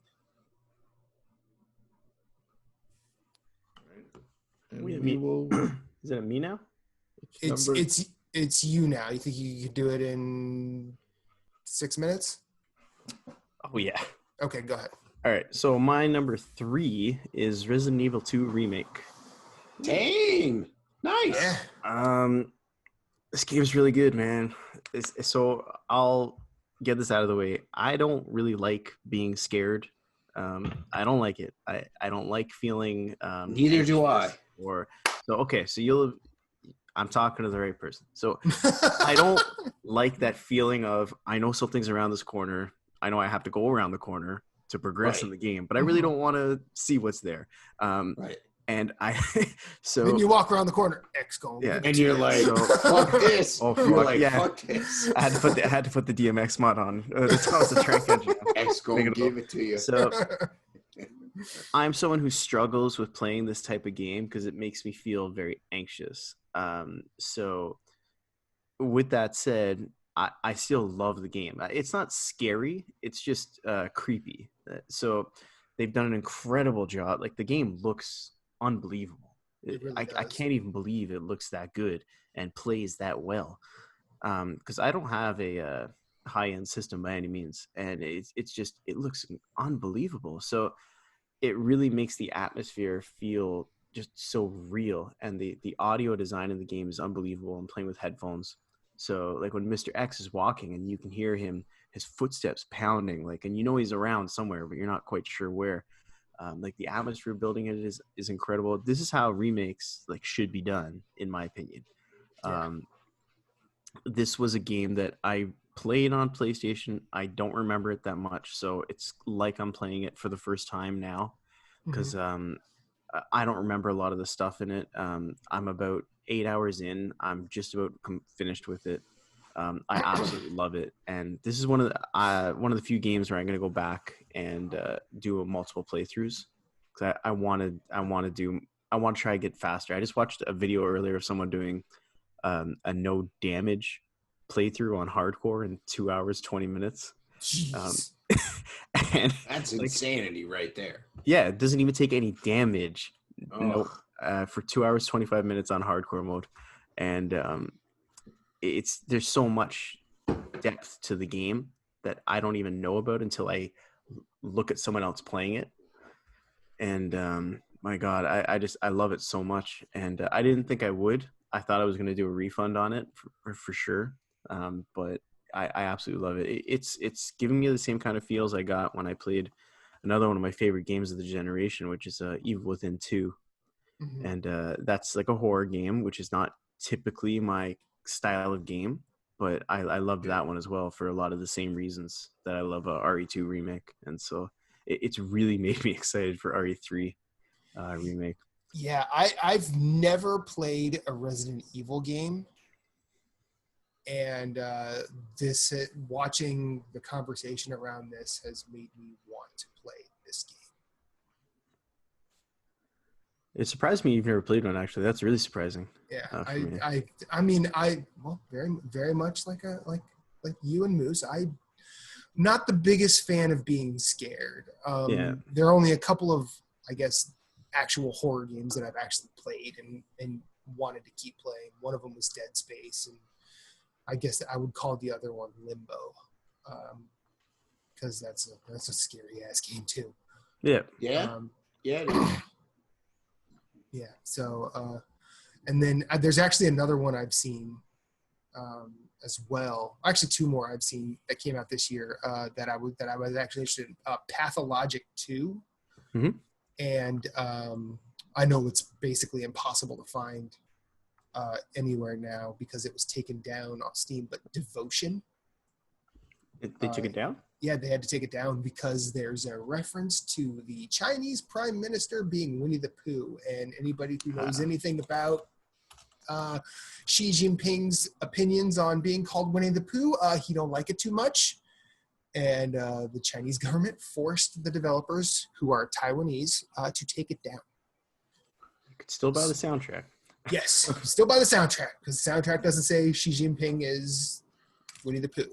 I think a lot of people who are putting it on their end of the year list actually had to torrent the game. Like, that's how. So, we talked about Resident Evil 2 and all that.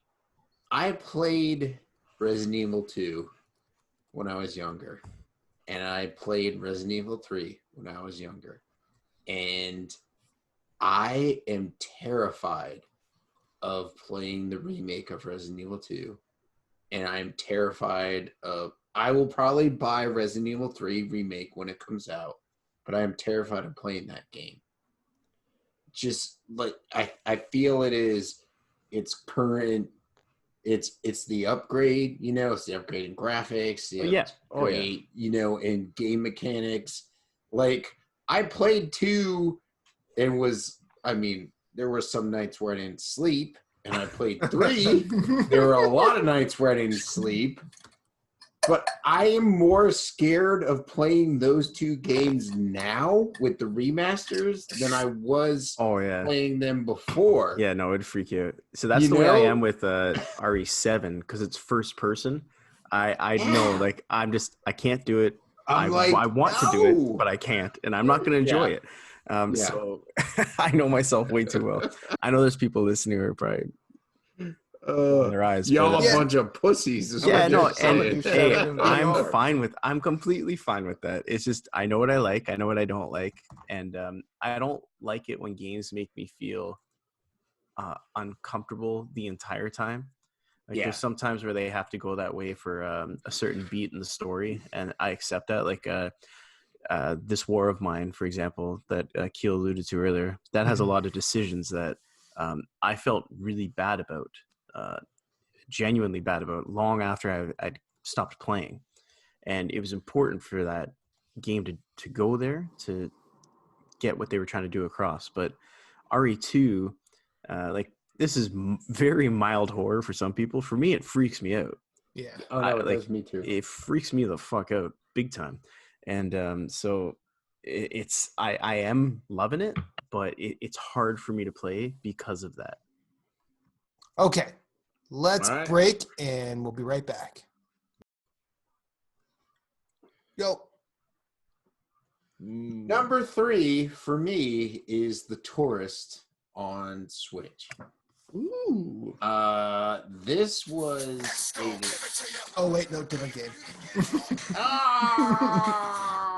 Little Resident Evil 2 reference. Resident Evil Tourist? No, go ahead. Sorry. No, it's all good. This game, I saw it on the Nindies. You know, their whole. This was from the one in September, right? Yes, Yeah. it was. I remember you and I were both talking about it right after it. Oh, this game, it looked good. I like the voxel imagery. I like the style of it. So I got it, God, like a week ago. Not even a week ago, I bought the game because I was like, I'm buying it. So I bought the game. I've played through it. I'm thoroughly enjoying it. So I like The Tourist because it's like, we're not going to tell you what you're doing, but we're also not going to like drive you to the point where you want to bang your head against the wall. If that makes sense. Like you're moving through the world and you're exploring and you can figure things out at a good pace to where it's like, we don't need to hold your hand. You can figure this out, but like, it's not like you need directions, if that makes sense. Like the game just the like narrative is great. Like the drive of the game is great, and the pacing is great. And is beautiful. Like the game is beautiful, runs awesomely. I also like the fact that like there's no combat in the game.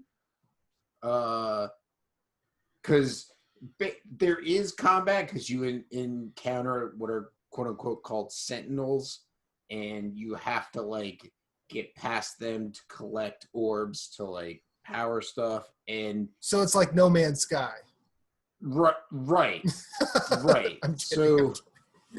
So you're basically just like, it's like passive attacks. Okay. Like you're like, oh, this is the pattern that this sentinel travels. Okay, let me put stuff in its way to clear things out to let me continue forward. And so there's a little bit of puzzle solving. I'm going to say, like, obviously I'm not the smartest person in the world.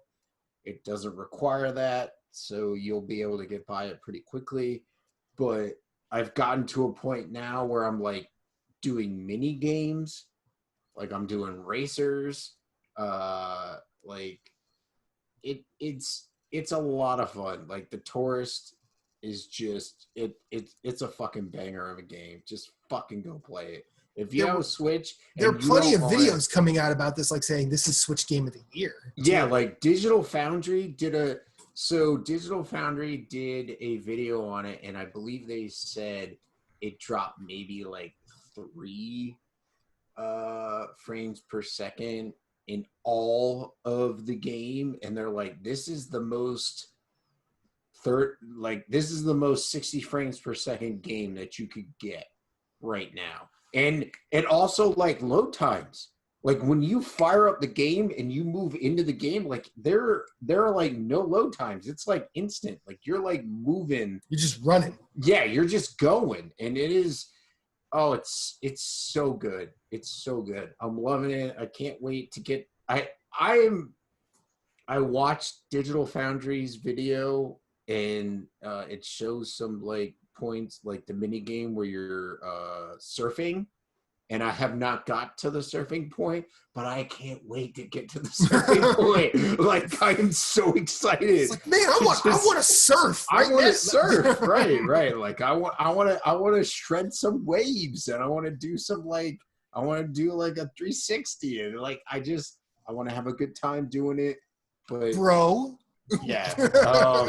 I want to bro it up with this game, man. But so my problem is I picked it up right before Christmas, I have the week of New Year's off, and so I'm diving in. I'm gonna try and bury this thing. I'm gonna freaking. I'm going surfing. Not bury it in a bad way, but I'm going hog wild on Taurus, and I'm gonna try and fucking beat it before my vacation's over. And I can't wait to enjoy it. It's a blast. It is a fucking blast. So. Awesome.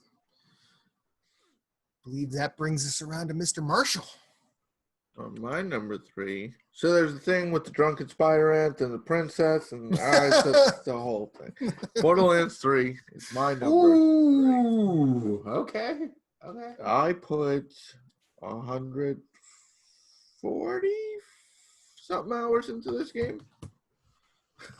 He's a fucking addict, ladies and gentlemen.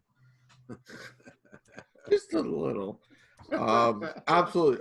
I knew I'm a huge Borderlands fan, so that's not surprising, but I had such a blast. I leveled all the characters to max. Beat the story several times. I will agree that Troy and Tyrene aren't the greatest villains, but I didn't mind the story. I mean, I hated them. I wanted to kill them, which, spoiler, you do. But I just it's juvenile and potty humor, but it's if you go into Borderlands and expect something serious, you're playing the wrong game. Like, it's not supposed to be. Like, people complaining like like I saw actual complaints that their humor was juvenile. It's like, but it's always been 1, 2, and pre-sequel. Like, it's never been like serious in any way at all. Not. Right. Like, Borderlands is like if Deadpool wrote a video game, breaking every 4th, 5th, 7th wall. I like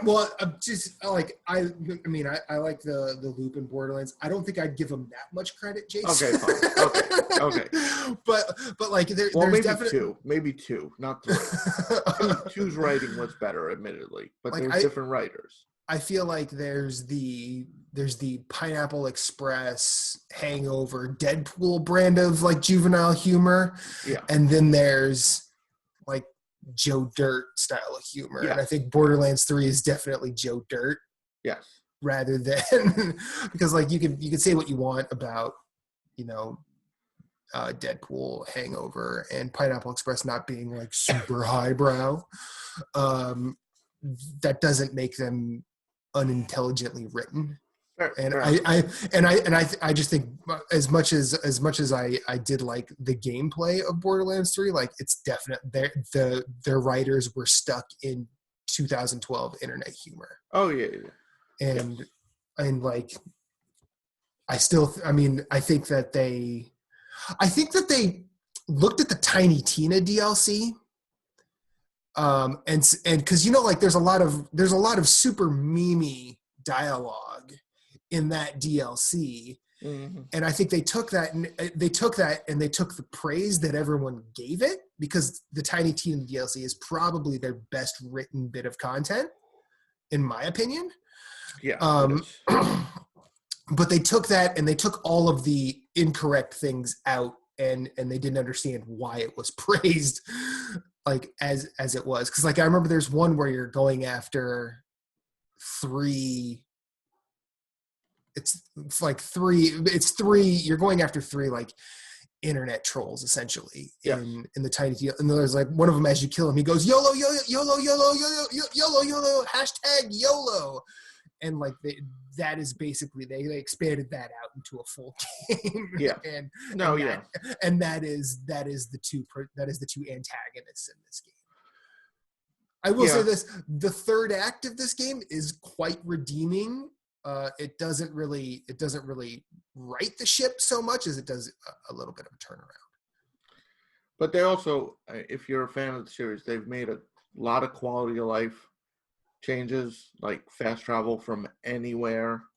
Thank God. The skill trees are more. I feel the skill tree became like lopsided, like everyone had to run the same build. But I think these in 3, you can successfully run several different builds per character. Yeah. Like there's no sure, when some of the abilities were broken, you should have. You didn't have to go, but if you were like farming, it was like it made sense to go with the flat crit build at the time because it was completely busted and you could clear bosses in 10 seconds. But you didn't have to because the way it worked. And I really enjoyed it. I really like the DLC, and I'm looking forward to. They're supposed to do monthly content, which they've been doing. Halloween probably ran a little too long. Yeah, I remember. No, it ran too long. It did. No, it did. Like that was trash. But anyways, weren't they still running Halloween content at Thanksgiving? Yeah, it went almost it ended through December 1st. Christmas, man. It was like December 3rd or whatever. Yeah, it went into December. Yeah. And it wasn't just in the one zone. It kind of spilled over, and it kind of at first it kind of fucked with the rest of the game because you were getting loot from the event that wouldn't work after the event. Awesome. Yeah. They fixed it a little, but I mean, I think they learned from that. It just ran too long. But we did get free content too out of it. Like that was free. The first raid was free. Okay. Yeah. So there is free content mixed in with the paid. All right.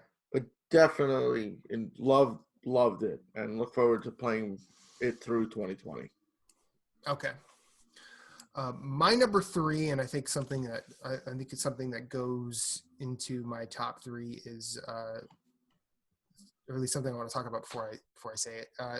There's an interesting language that runs through video games, and I think that the way that my top 3 tend to, like, the one common theme is the way that is the language of video games, and my number 3 is Sekiro: Shadows Die Twice. I use that because I start with a language thing because there's a language of gameplay in the Dark Souls series that at this point, they've been Dark Souls since 2011, and it started in 2009 with Demon Souls. But there's been a language to that game, and Sekiro says no. It says this is how you do it now. And if you don't do it this way, it's going to be very difficult for you, if not impossible. And it goes through the motions in a very organic way.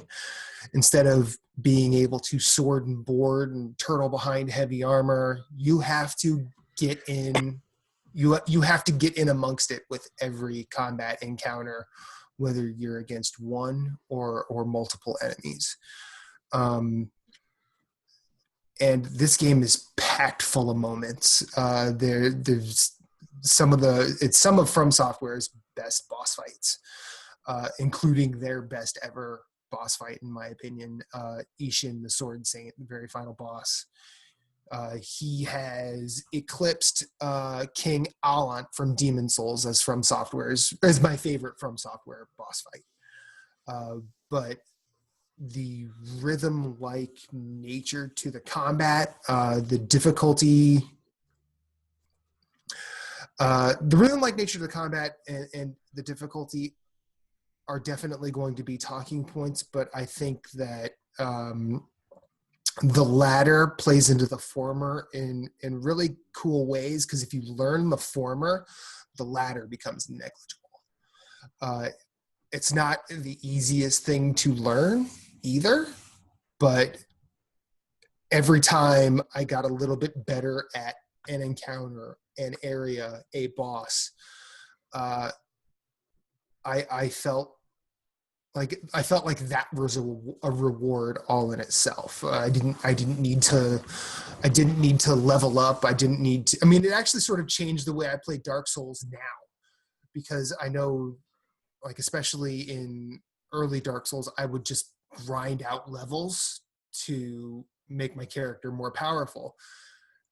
And I feel less inclined to do that now than I ever have. And I will say this, with a lot of the love that Jedi Fallen Order has gotten, rightfully so, kick it up a notch and try Sekiro, because really, Sekiro is a really good sword combat game, and it keeps ringing true the idea that I have that someone should give From Software a Star Wars game predominantly based around lightsaber combat. It would be damn near perfect. And of all the lightsaber varieties we know of, in Star Wars canon, like they could use that to phenomenal degrees. Sekiro Shadows Die Twice is what, at least more so than any year I've been talking about games on podcasts. I can honestly say that my top 3 are definitely going to be in the conversation for some of my favorite games of all time. And Sekiro is definitely deserving on that list. One of the most fun times I've had with this developer, Soul-style combat, or games in general. Phillips. Yes. Number 2. Number 2 is Resident Evil 2. No, just kidding. Elysium. Wait, what? Uh-oh. Yes. Wait, what? Yes. Uh-oh. Yes. That's your number 2? That means you know what number 1 is. No, I don't actually. I'm curious now. It's WoW Classic. Oh. Yes, it is WoW Classic. It absolutely is WoW All right, we Classic. couldn't wait. We couldn't build the suspense a little. Yeah, thanks a lot. You suck, Moose. Well, it's Boost. That's okay. Disco Elysium is. Shoot my load early.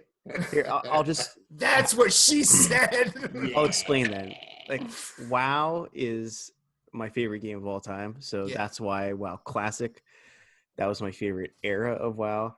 That's why it's my number 1 of this year. Because it's my favorite game of all time. If WoW Classic was coming out next year, Disco Elysium would have easily been number 1. Right. So if you like role-playing games, you like text-heavy games, and this game you are going to be reading a lot, this is the game for you. Like if you grew up playing Baldur's Gate and like Planescape Torment, like those kinds of games, this is the RPG for you. It's really funny. Amazingly, like this was the first game this developer made, and most of the people making the game, it was also their first time ever making a video game. Yeah. And I can hang it up now because you made a classic. yeah, like in their first game, they've made a game throwing thunderbolts, man. like they've made a game that is being held in the same esteem as Planescape Torment, which is also considered one of the greatest role-playing games of all time. And yeah, like I don't know, I don't want to talk about the game too much because it'll get a little spoilery, but basically you get really drunk and that's a moose life. Your body, like you have to learn how to use your body again. Like you wake up and like you don't even understand anything. So before you realize who you are, like you're just referred to as reptilian brain. And awesome. So you're trying to piece together the world. And so you wake up, you don't know who you are, you don't know who your name is, what your name is. So in talking to a couple of people, you figure out you're a police officer. So, and you're also there to discover, investigate a murder that has taken place. And you have to kind of piece it all together while trying to not let people around you know that you have no idea who you are because you got so drunk that you've forgotten lost your memory. Oh. And so, like, I'll give an example. It's not too spoilery. There's a conversation at the beginning of the game. You've lost your badge. And so you have to call your precinct to let them know you've lost your badge. And so you call them, you say, hi, I lost my badge, blah, blah, blah. And they're saying, okay, what's your name? Reptilian brain. And you don't know your name. So you get lots of different funny dialogue options. And you have to try and let them awesome. know. I like this. I like you kind of this have to a get lot. to where you're going. And eventually you get them to say, okay, we'll send you a new badge. And they're like, hey, it could be worse. At least you didn't lose your gun. So you pat your pockets, and the next thing is, holy fuck, I lost my gun. Now they're like, oh, you didn't lose your gun, did you? And you're like, no, my gun? No, it's right here. I've got it right here. Like, who would lose their gun? And Detective Moose. Yeah, oh so my god! You've got all these options. Like, what would happen if I did lose my gun? And so, like, you'll meet new people, and like one of the options was, by the way, have you seen my gun? And oh, it's so awesome. Like, if you like that kind of humor, this is like right up your alley. It's such a brilliantly written game. Okay, okay, Philip, not to be disrespectful, Yes, don't talk about the game anymore. For the simple reason is I already knew I was in when I don't remember if it was Polygon or Fanbyte that wrote a headline called saying Disco Elysium is a detective game with divorced dad energy. Pretty much. I think everything you just said, like I have to get this day one when it comes to consoles. Oh, yeah. And there is a divorce joke right in the beginning of the game, which is even better because like you're waking up, you're like, where am I? You're looking around your room, you're like, it's devoid of everything. There are no ex-wives here. And the first one of the first dialogue choices is, this is awesome. There are no ex-wives here. It's brilliant. It's one of the best role-playing games, one of the best games I've ever played in my life, or one of my favorite games, I should say. And it's unbelievable, and it did get announced for consoles, I think for an Xbox One, so it's coming out next year, I believe. Yep. I think they just have 2020 as a release 2020 as a target. Like if you have a PC and you like role playing games, it is, as Jason discovered, for whatever reason, it's a little resource intensive. It doesn't look like it would be, but it seems to demand. Probably I think a lot of the skill skill checks on the background too. Well, maybe? I'm thinking maybe it's because it's their first game and like they just don't know how to optimize it as well as like a more established developer. But it does require a bit of a beefier system than you would think just from looking at it. But if you have something that can run it, please pick it up because it's incredible. It's one of the best games I've ever played. Yeah. And then is there I remember hearing that there's like an unorthodox like skill point system. Yep. Yeah, you have to finish thoughts basically. Like you have thoughts going on in the background, and you can set your brain to work on these thoughts in the background. Yeah, I had heard about this after playing Remnant, and one thing I really liked about Remnant from the Ashes was it's not just you're not putting points into like strength, agility. Yeah, it is you're putting points into differently named skills that help you in the world rather than like Dark Souls where it's typical RPG leveling. And so yeah, I'm super fascinated in this. It's Zaum, right? What's that? Sorry, Zaum, isn't that the developer? I have to look it up. I can't remember their name. Zaum. Yeah. There's a lot of interesting stories if you want to look it up. Like the writer was talking about how he gave up drinking while he was making the game, and he kind of used it to deal with his drinking problem. And addiction is a heavy theme of the game. Using drugs, for example, will give you different benefits, and it is a heavy theme of the game. Yeah, I think I was listening to a giant bombcaster saying, well, you can get better at drugs. I'm like, God, I want to play this game. It's incredible, man. All right. Moose, your number 2. My number 2 is Remnant from the Ashes. Yes. God, this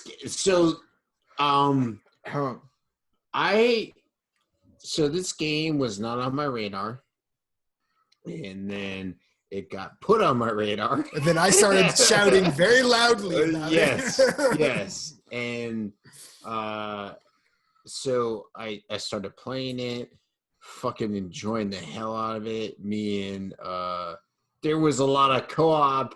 There was a lot of co-op with Jason and Matt and Jeff. There was a lot of stuff going on. Remnant from the Ashes is it's so good. It is just a lot of fun.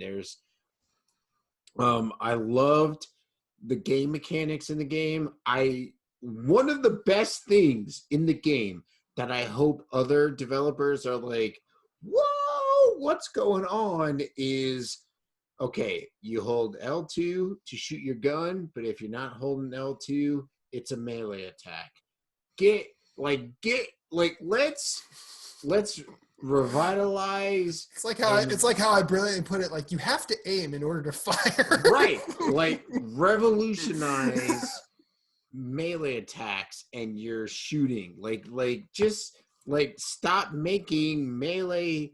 Like, they did a great job in making melee. Okay, so if I'm holding L or L2 in, I'm aiming, so I'm shooting my gun, and if I'm not holding L2 in, I am fucking melee is going everywhere. Melee is just like, and you just run around just flailing. Right. And I like that. And I thought that was really good. The story is kind of crazy. I like it. The gun mechanics are good. The leveling up I thought was on point. I didn't feel like it was like too restrictive. So just fucking play just play it. Play Last Remnant. Really fun. I mean, it's Remnant from the Ashes. Yeah, Remnant from the Ashes is such a I good. want to play Last Remnant. He made reference to this like 12 times now. What is Last Remnant? Eat a dick. Eat a dick. I have. He's had listeners, I have been drinking. He has been drinking. It is Remnant from the Ashes. He's Disco Elysium in it. Yep. Reptile brain. This is the beginning of Disco Elysium. This is the prequel. I'm a gamer, but I don't know what I play. Remnant from the Ashes is just it's so good. It's so good. Thank you, Reptilian Moose. I'm done. Whoever's up next, go. My number 2 is Days Gone. Oh. Days Gone was one of my most anticipated titles this year. I got a special look at it at PAX East for about 40 minutes. Cool. Loved every minute of it. It came out the day after my youngest was born, so that kind of put a kink in playing it. But Fair. I recently did pick it up on, I think it was the Black Friday sale. It's just so much fun. Like, you go in, like, it just throws you out there, and like, the first time you encounter the Horde, it's one of those shit. Oh God. We have to run. I stumbled in a cave and Deke went, I could come back after I clear it out. And I was like, oh, what the hell is he talking about? I got the item in there, turn around, and all of a sudden I was like, oh, fuck. I'm just dropping Molotovs, running out of there, like, get on the bike. I like fly off. Like, whew, heart racing on that one. It's just it plays well. The bike gets better as you play. It's integral to the gameplay. It's not just a mode of transportation. It's kind of like a moving base in a way. And there were just so many features in game that they did. Like, you can't fast travel until you clear certain areas, because fast travel is based on you riding your bike. And if the path to your next destination is blocked by like a horde, the game won't let you fast travel. So it kind of makes you can't really just skip everything by fast travel. It does make you explore everything. Gunplay feels good. Stealth feels good. I love the score, probably because I've been listening to the soundtrack. It just, I think the game feels it feels great, and I really don't understand why it got so much flack. Like, I know there was graphical hiccups when it first launched, and they've patched it, but I don't really get where the people, and it really got slighted with a lot of award shows. Like, even PlayStation Blog, like, it's a PlayStation exclusive, and like, it didn't get anything. It wasn't even nominated for a majority of them, and I don't understand. I mean, I'm not even being, but yeah, I liked it. I'm being biased, but like, I really don't understand why like it wasn't up there with anything. I mean, it's probably I mean, I, as someone who watched that and was interested, this is Bend, right? Yeah. So, like, I was interested in what they were doing next, and then I saw this, and I'm like, zombies again? And then, Yeah. and then I heard different things about it, but I don't remember what time of the year it came out or if there was anything else around it. It was April. There was stuff around it, and I get the oversaturation with the zombie thing. There's a lot of zombie stuff. Like, I get that, but it's not just it's not World War Z is that's zombies. That's it. Yeah. There's so much more to it. Like it's not Last of Us where there's very few people. Like, there's significant amount of actual living people that you interact with, fight, like the whole thing. Yeah, this is basically the like Sons of Anarchy and Walking Dead, right? Essentially. Yeah. Yeah, and I don't know. I mean, I think that I can see why it didn't get a lot of like overarching awards. I don't think it really should have been left out of Sony's thing, but then again, I can't really speak to it because I didn't play it. But the people I've spoken to that played it really enjoyed it. It's just the bigger media outlets. Like, I'm sure there's people within them that enjoyed it, but it was just as a whole, like, companies or media didn't recognize it. Yeah. I mean, that's also like there's a pervasive trend. This isn't what I want, so it's bad. Yeah. Whereas you generally have to go with what's there rather than what you expected of it. Like, because what did you expect? What can you reasonably expect of something that? That's my number 2, and I plan on platinuming it. Yeah. I don't know if I'll finish it by the end of the year, but I'll be playing it early in the year to finish it off. Cool. So, all right, let's stop and start one more time. All right. No. And recording. No. Right. Number 2, Matt. No. Yes. Wait. Right? No. My number 2 is Control by Remedy Games. I played Alan Wake for a little bit when it came out, but I don't remember it. Completely missed Quantum Break because I don't have an Xbox and I don't have a PC. But this game is a package. The world you're set in, the oldest house, is one of the best constructed worlds in recent memory. The conversation around this, like, this sort of brought me into, I didn't know SCP was a thing. Like, I didn't know what that was prior to hearing about this game. But now that I have been introduced to that, I don't want to picture my life without it, because it takes a lot of the SCP stuff and incorporates it in really cool ways.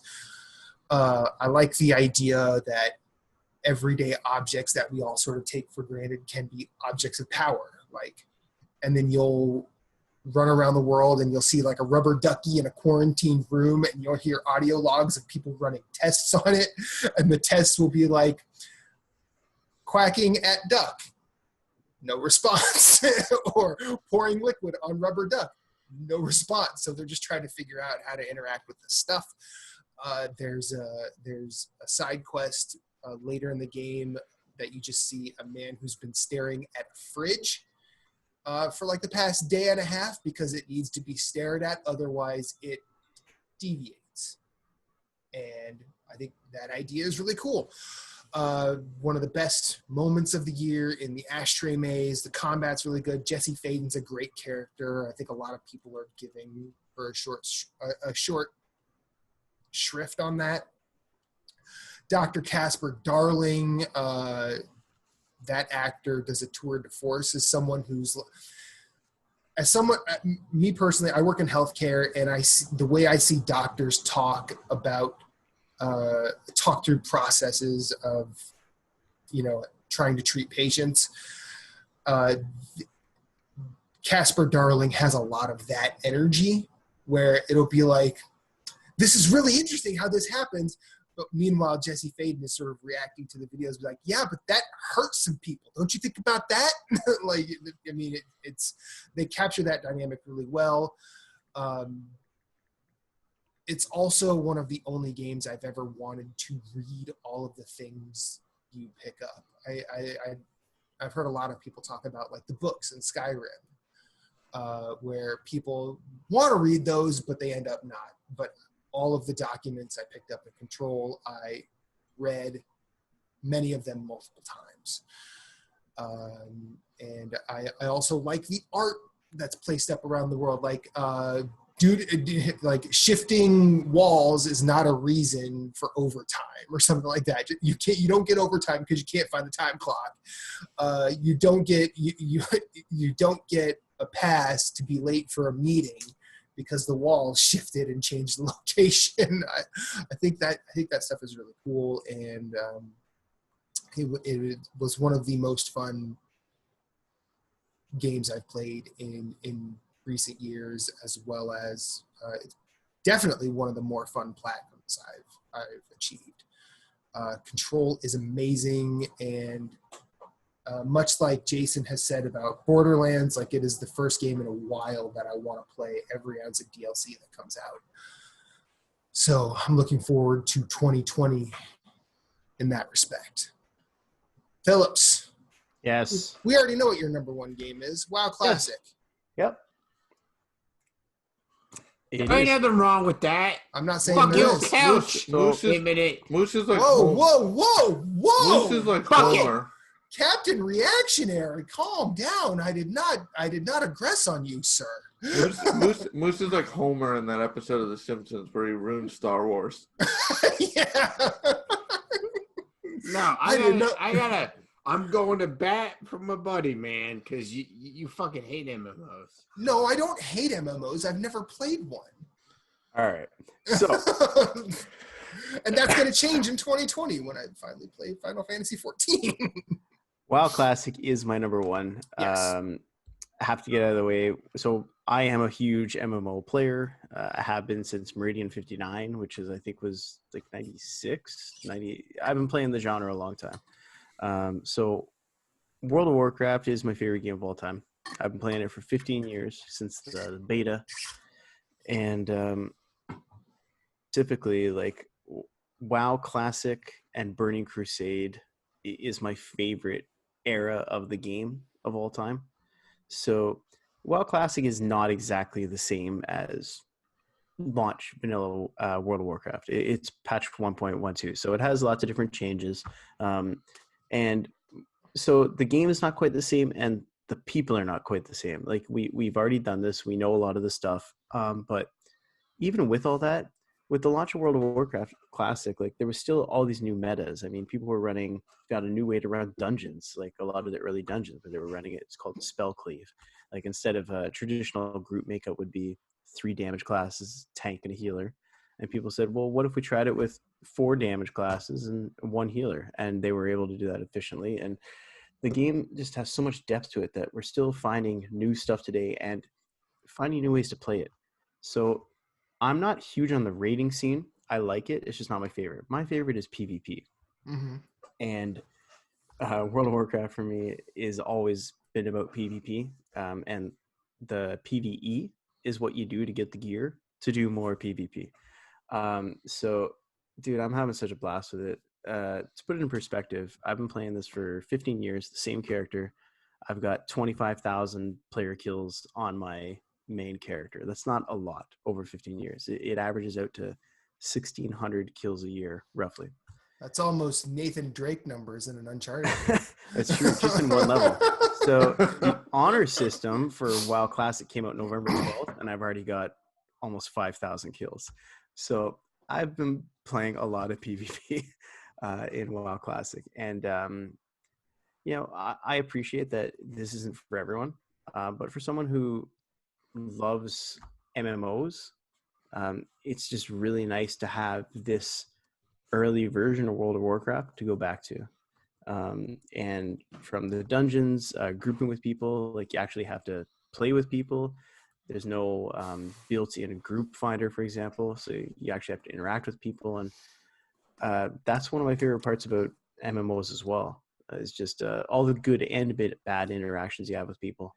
Because WoW Classic is kind of set up to allow people to be as big of a dickhead as they want to, or as nice as they want to, right? And all those interactions kind of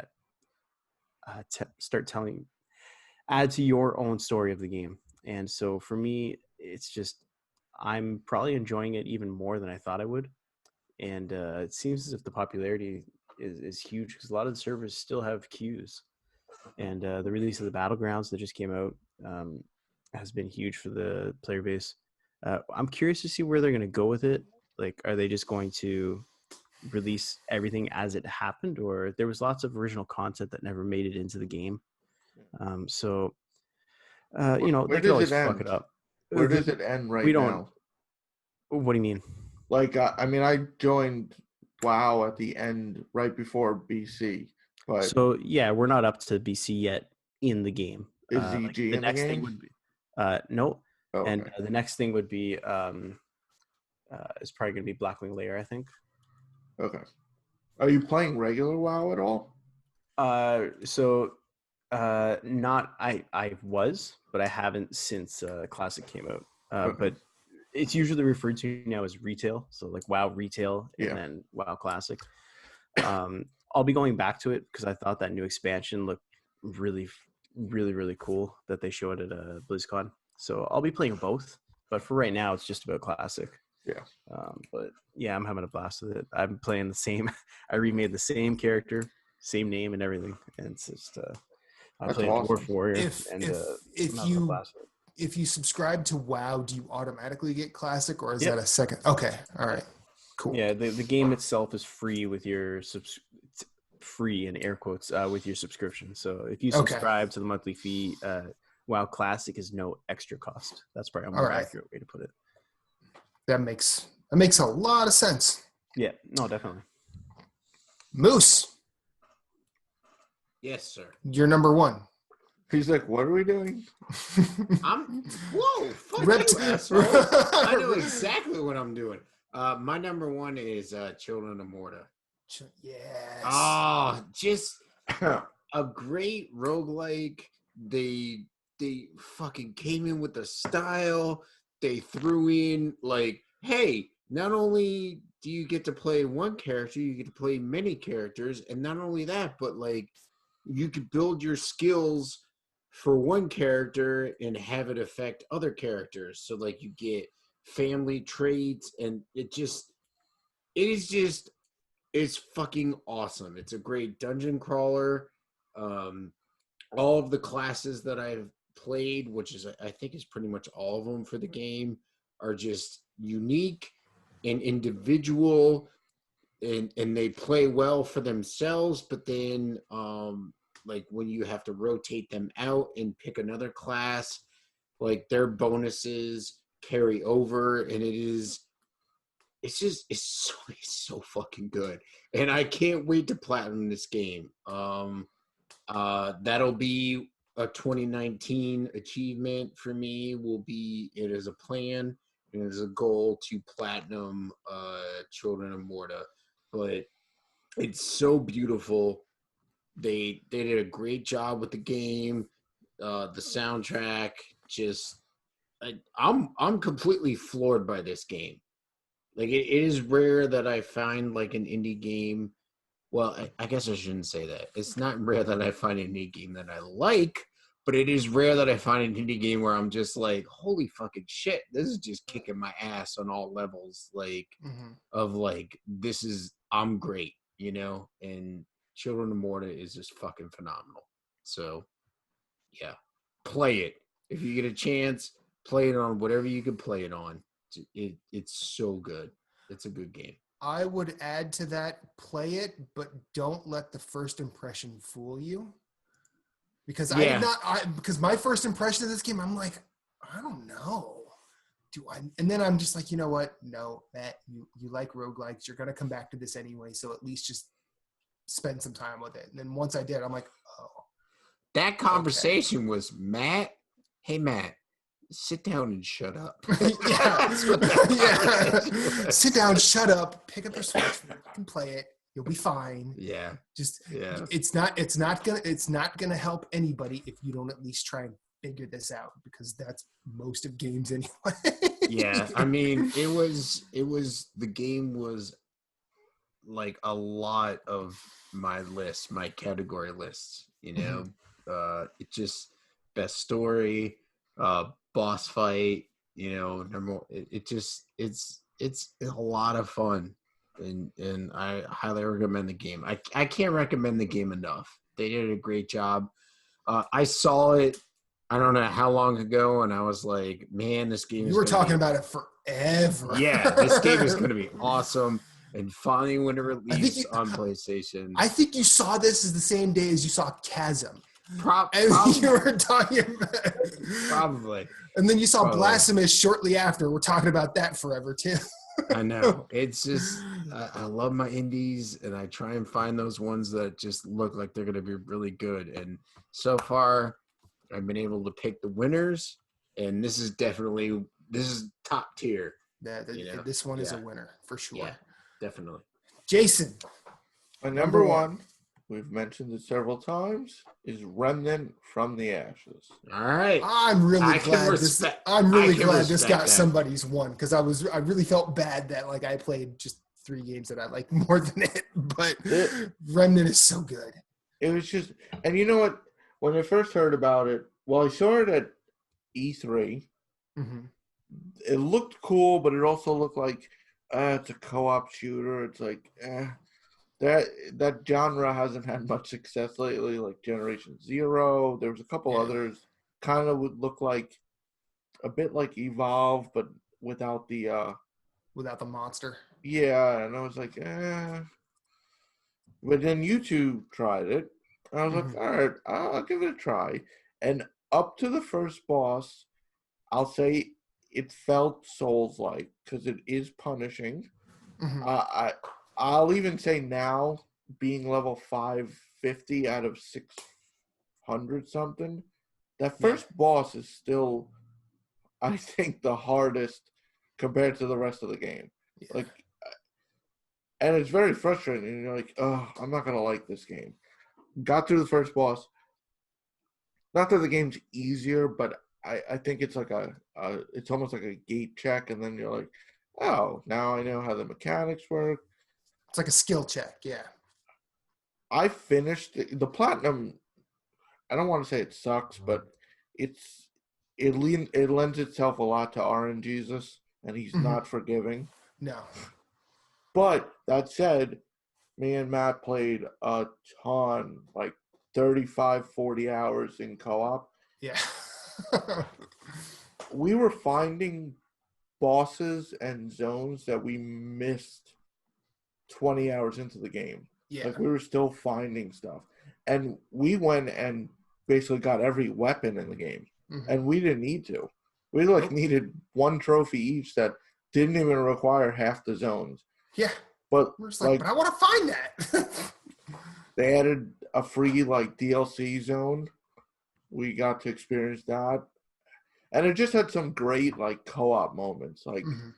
You'll hear us say science bitch. Yep.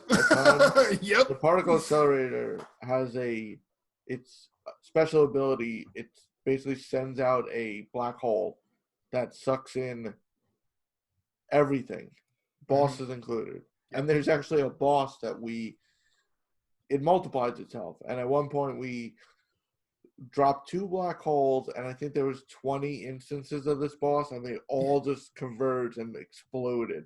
We actually broke the game that there were too many on screen that they remained there, and the boss fight was done. Yeah, the boss fight was over, and then these things are just walking around.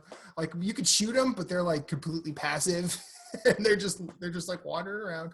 It's great. And then they added adventure mode, and they added the hardcore mode, and it just was so much fun. Like playing, like I was like, we both were like doing research outside. Like I haven't done that with a game in forever. Like looking up like better armor sets or better combinations or. And we just, but it did get to the point where it was a joke if we leveled up. Like we were looking for things like, hey, you want to level again? Hey, look what this is. Oh, another skill point. Great. But you did mention before about it's not the typical, oh, let me put points in strength or like you put points in like increase your critical damage or increase the speed at which you revive a friend or increase teamwork if you're all in proximity, like it boosts you, you know. Yeah, and it would increase the distance at which you can kind of spread out. Or like it was other things that helped, but it didn't directly make you like, oh, I'm level 500 now, I'm gonna one shot everything. Yeah, that just came with more practice. But even bumping the game to hard, like nightmare mode, which was the hardest difficulty, we faced one boss. Oh God, we thought we were. Oh God, no! Don't bring no. No, I don't know. I don't want to think about that anymore. and I mentioned it when we were talking about favorite boss fights. Like I felt every boss in that game was unique and like well designed. Even like some of the later ones that maybe they seem less so. It just was so much fun.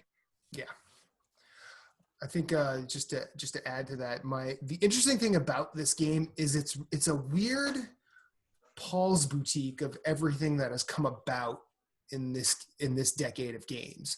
Like the Souls-like thing came to prominence. It has that incorporated, and it's not as punishing, but it has it. Online multiplayer in terms of like people just popping in and out, as well as random generation. What I like is that it's not, you die. It's not permadeath, which is good. I like permadeath as a mechanic, but I don't think it's needed for everything. And it is there's a lot that came to prominence this decade in Remnant of the Ashes, and all of it is used really, really well. It is a game that people should fucking play because it is fun. Hell, add me. I'll play it with you if I can. If I'm on. And I had mentioned that when we did boss moments, it probably was the only game this year where when we beat it, it was one of those yes.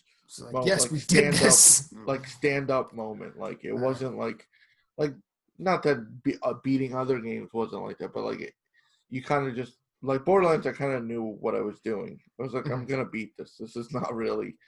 It wasn't like one of those challenges. But we must have had 40, 50 attempts on that final boss.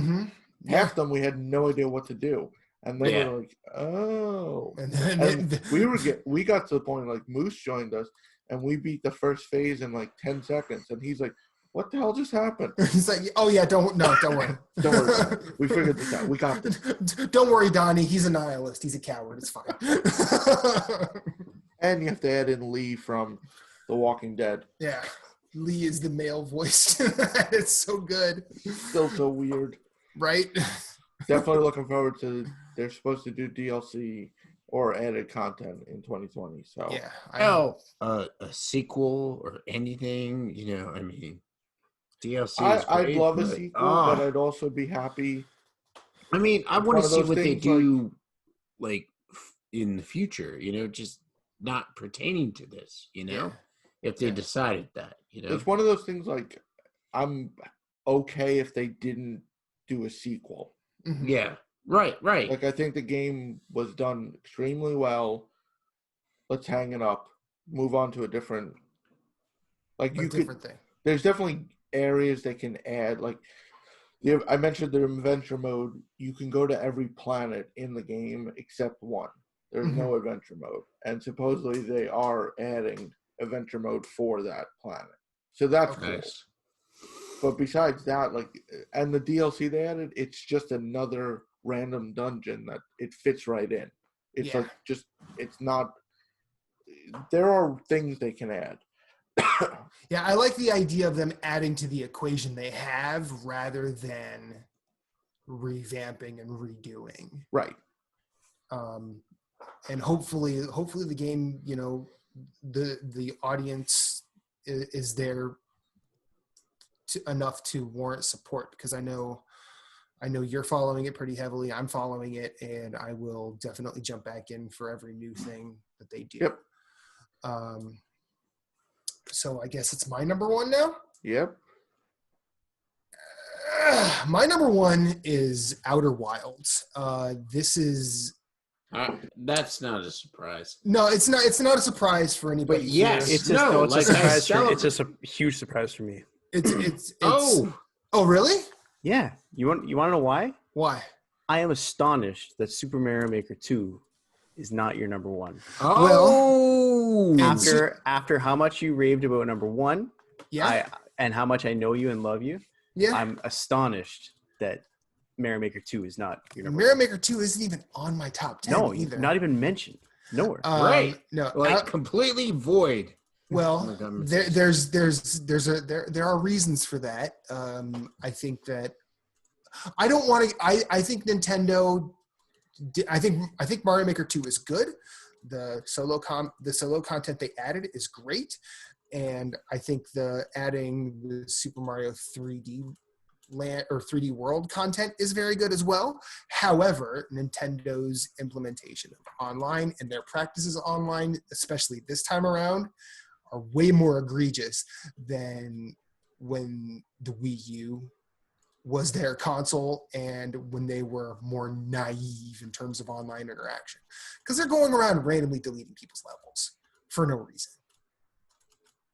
That's what they do. And see, exactly. And I don't want to give them a pass for that. Mario Maker 2, fun game. I will play it this weekend when my wife's cousin's kids come over. We will play it. We're going to play the crap out of the Switch games because that's the console they like. I'm going to beat their asses in Rocket League. But No prisoners. No, they got to learn. Exactly. You got to No learn. prisoners. Lay waste to these motherfuckers. But Mobius Digital put out their first game this year, and it is, I have really no qualm in saying this is probably my favorite game of all time. Wow. Not really because it does something different, despite the fact that it does that, but there's something I've always liked in like the Legend of Zelda. The original Legend of Zelda was my favorite game for a long time because I remember the experience of going through it so well. I remember being in elementary school, taking the Zelda manual to school, writing notes on it with friends, trying to figure out where everything was. It was the time before the internet, before strategy guides. So we all kind of had to do this ourselves. And doing that was so much fun. Breath of the Wild kind of usurped that a couple years ago, but really it just did more. It did more of the same. And I'm not trying to be reductive to Breath of the Wild because Breath of the Wild's a fucking masterpiece. But Outer Wilds did that and so much more. Not because it is predominant or it is completely exploration based, but there was something that people said about Breath of the Wild where you go to the top of a mountain, there's something there. Now, the importance of that something is going to vary wildly. In Outer Wilds, no matter where you go, you find something. You find something that contributes to your experience. You find something that contributes to the game. And the fact that there's no real one way to go through it, and there's no one really holding your hand,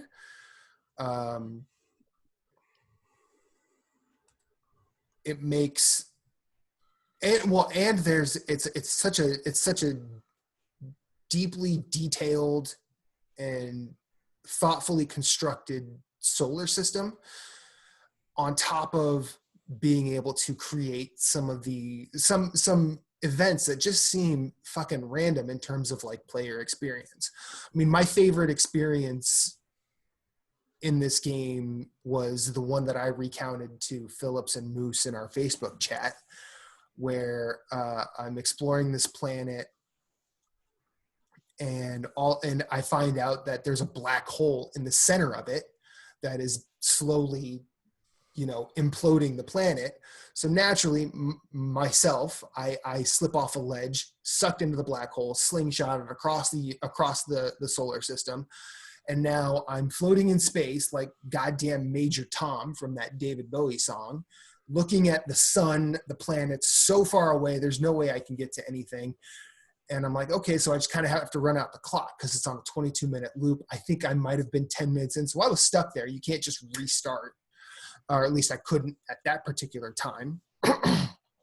Then all of a sudden, I see my spaceship float by me because it had gotten sucked into the black hole. I'm like, oh, all right. I nebulously pilot my way over to it, hop back in, and head back towards the solar system. I realize I'm not going to make it back to where I was before the time runs out. And I go to another entity. It's called the Dark Bramble. It looks like a thorn bush just floating out in space. It looks like a giant thorn bush. So you go into the center of that because there's light.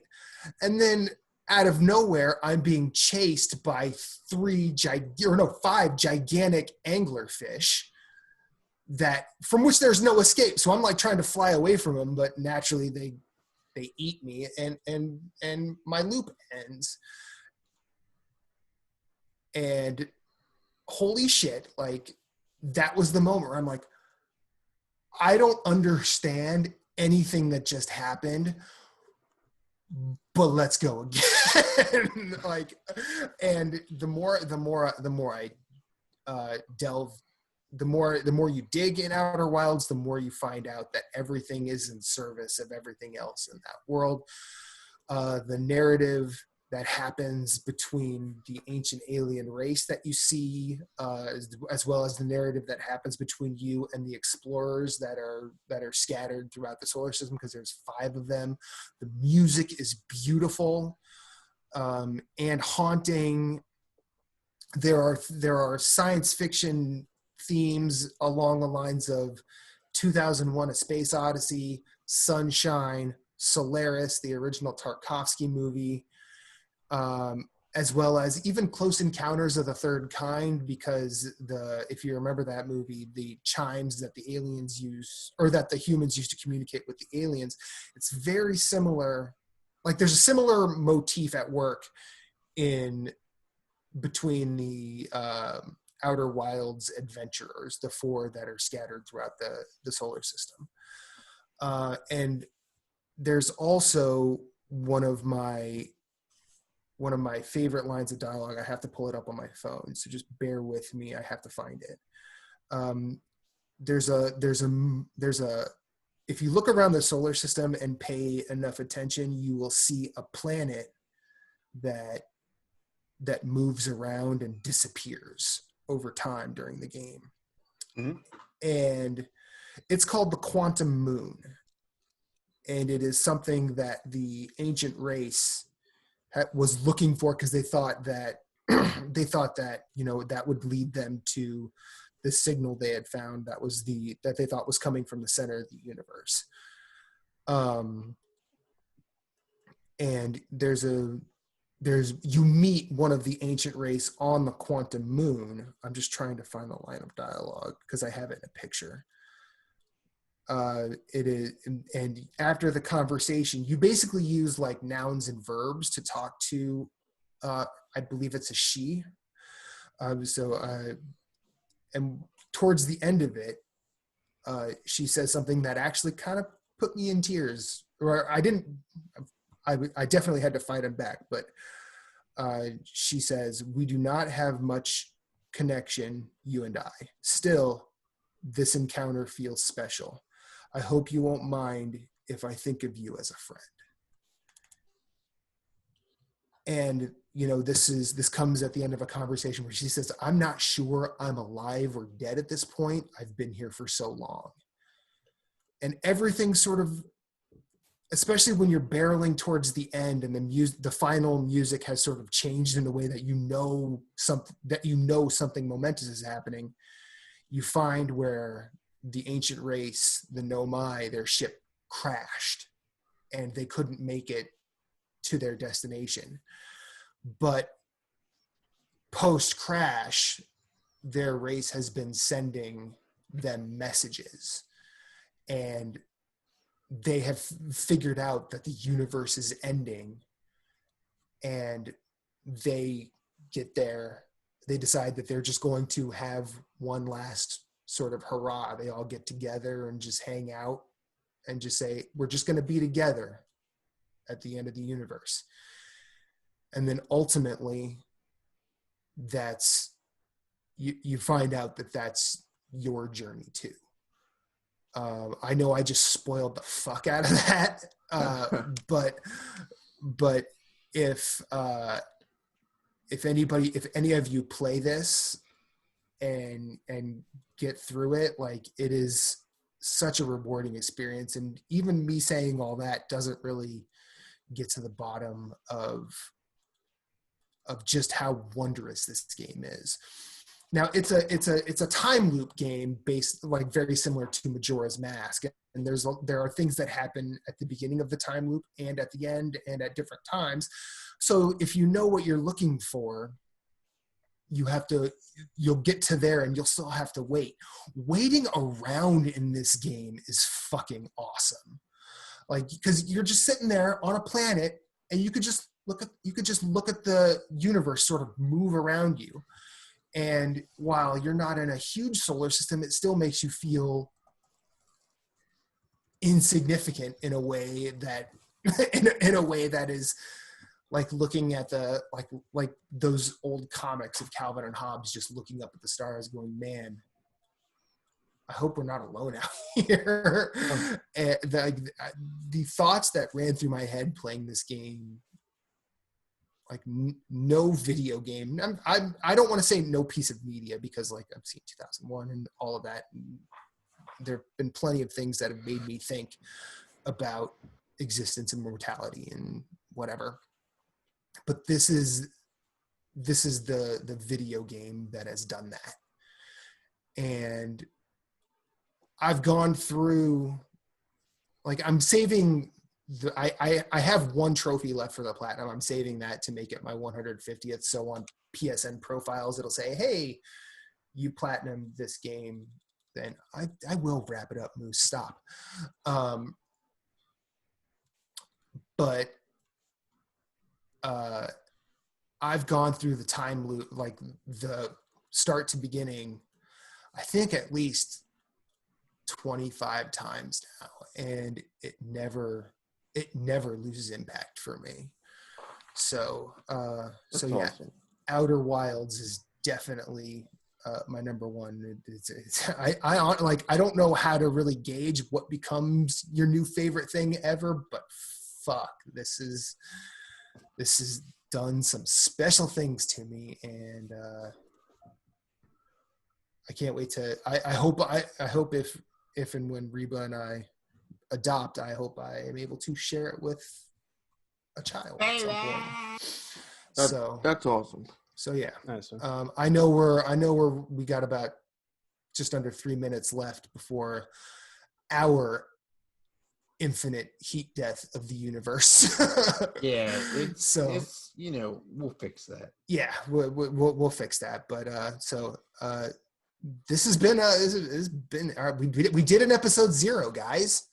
We did. Episode 0.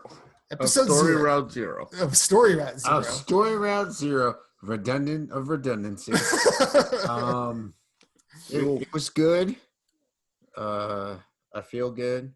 I you know what? I just want to say I fucking love seeing Infinite and Jason on the other side of this. I do.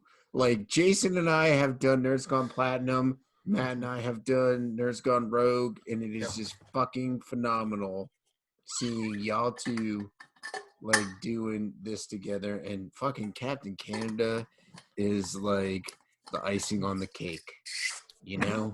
So I think I'm the only one that has met all three of you in person. Yes, you have. You know, so it is fucking awesome. It's been, you know, this has been coming a long time coming, you know, and I'm excited for it. So this is episode 0. I look forward to, you know, 1, 20, 200, like whatever we got going. Episode 120. Yeah. I'm just fucking fast forwarding, man. It's gonna be great. We'll see you with episode 1 in 2020. Yes, and if you stuck with us this long, this episode, you know, we'll start trying to lay out what the rules are and what the format's going to be with the next episode. But for now, that's what we liked in 2019. Let's get the fuck out of here. Yeah. Woo! At Story Route Zero, we have some cool friends who do some cool things, and I'd like to tell you about them. Phoenix Overdrive uses the power of games and gamers to help heal sick kids through the charity Extra Life. Phoenix Overdrive fundraises for Children's Miracle Network hospitals all year, every year, and the fund culminates in a 24-hour gaming marathon. Find out more about their events and projects online via Facebook at facebook.com/Phoenix Overdrive or on Twitter and Instagram at PHX_Overdrive. You can also join the Facebook group of Pawn Stars at facebook.com/groups/PO Nation in order to share and discuss all the latest in nerd culture. They've also got a podcast, Nerd Overdrive, which you can see weekly at youtube.com/Phoenix Overdrive. You can also catch it on Facebook Live or twitch.tv/PHX_Overdrive. That podcast is also published on Apple Podcasts, Google Play, and Stitcher. You want merch? They got merch. Merch can be ordered from tinyurl.com/PHXOD merch, a portion of which goes to their fundraising efforts. Join the nation and be a hero to sick kids, as El Capitan Rey Osorio, Lee the Maestro, and Becky, the lovely queen of the guild, always say, #Rise Above.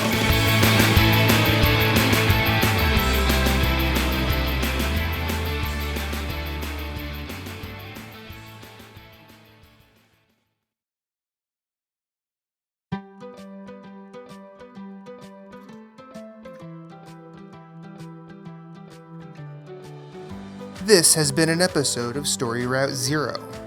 Thank you for coming along on this journey. We sincerely hope you enjoyed yourself as much as we enjoyed having you. Once again, you can find everything we do at StoryRoute0.com. Hit us up on Twitter at StoryRoute_0, or you can email us at StoryRoute0@gmail.com. If you'd like to hit us up individually anywhere, you can find Moose at Sven, that's SVHENN, everywhere on social media. That's PSN, that's Twitter, that's Instagram. You can also find him on Twitch, streaming games. You can find Jason Marshall at GimpyJ, with 2 Y's at the end. That's Twitter, that's Instagram, that's Twitch, and he also has a website called whereisthepausebutton.com. Captain Canada is the only Story Route Zero exclusive. He's the only one you can only find right here on the show. As for me, I'm Infinite_Rewind everywhere I'd like to be. That's Twitter, that's Instagram, that's PSN, and Twitch. I also have my own website, InfiniteRewind.com, where I do all sorts of weird writing and rambling. Check us out at all the places. And remember, you are always welcome, and you will always have a seat waiting for you on this ride. But for now, it's back to the real world for us. We will see you on the next one.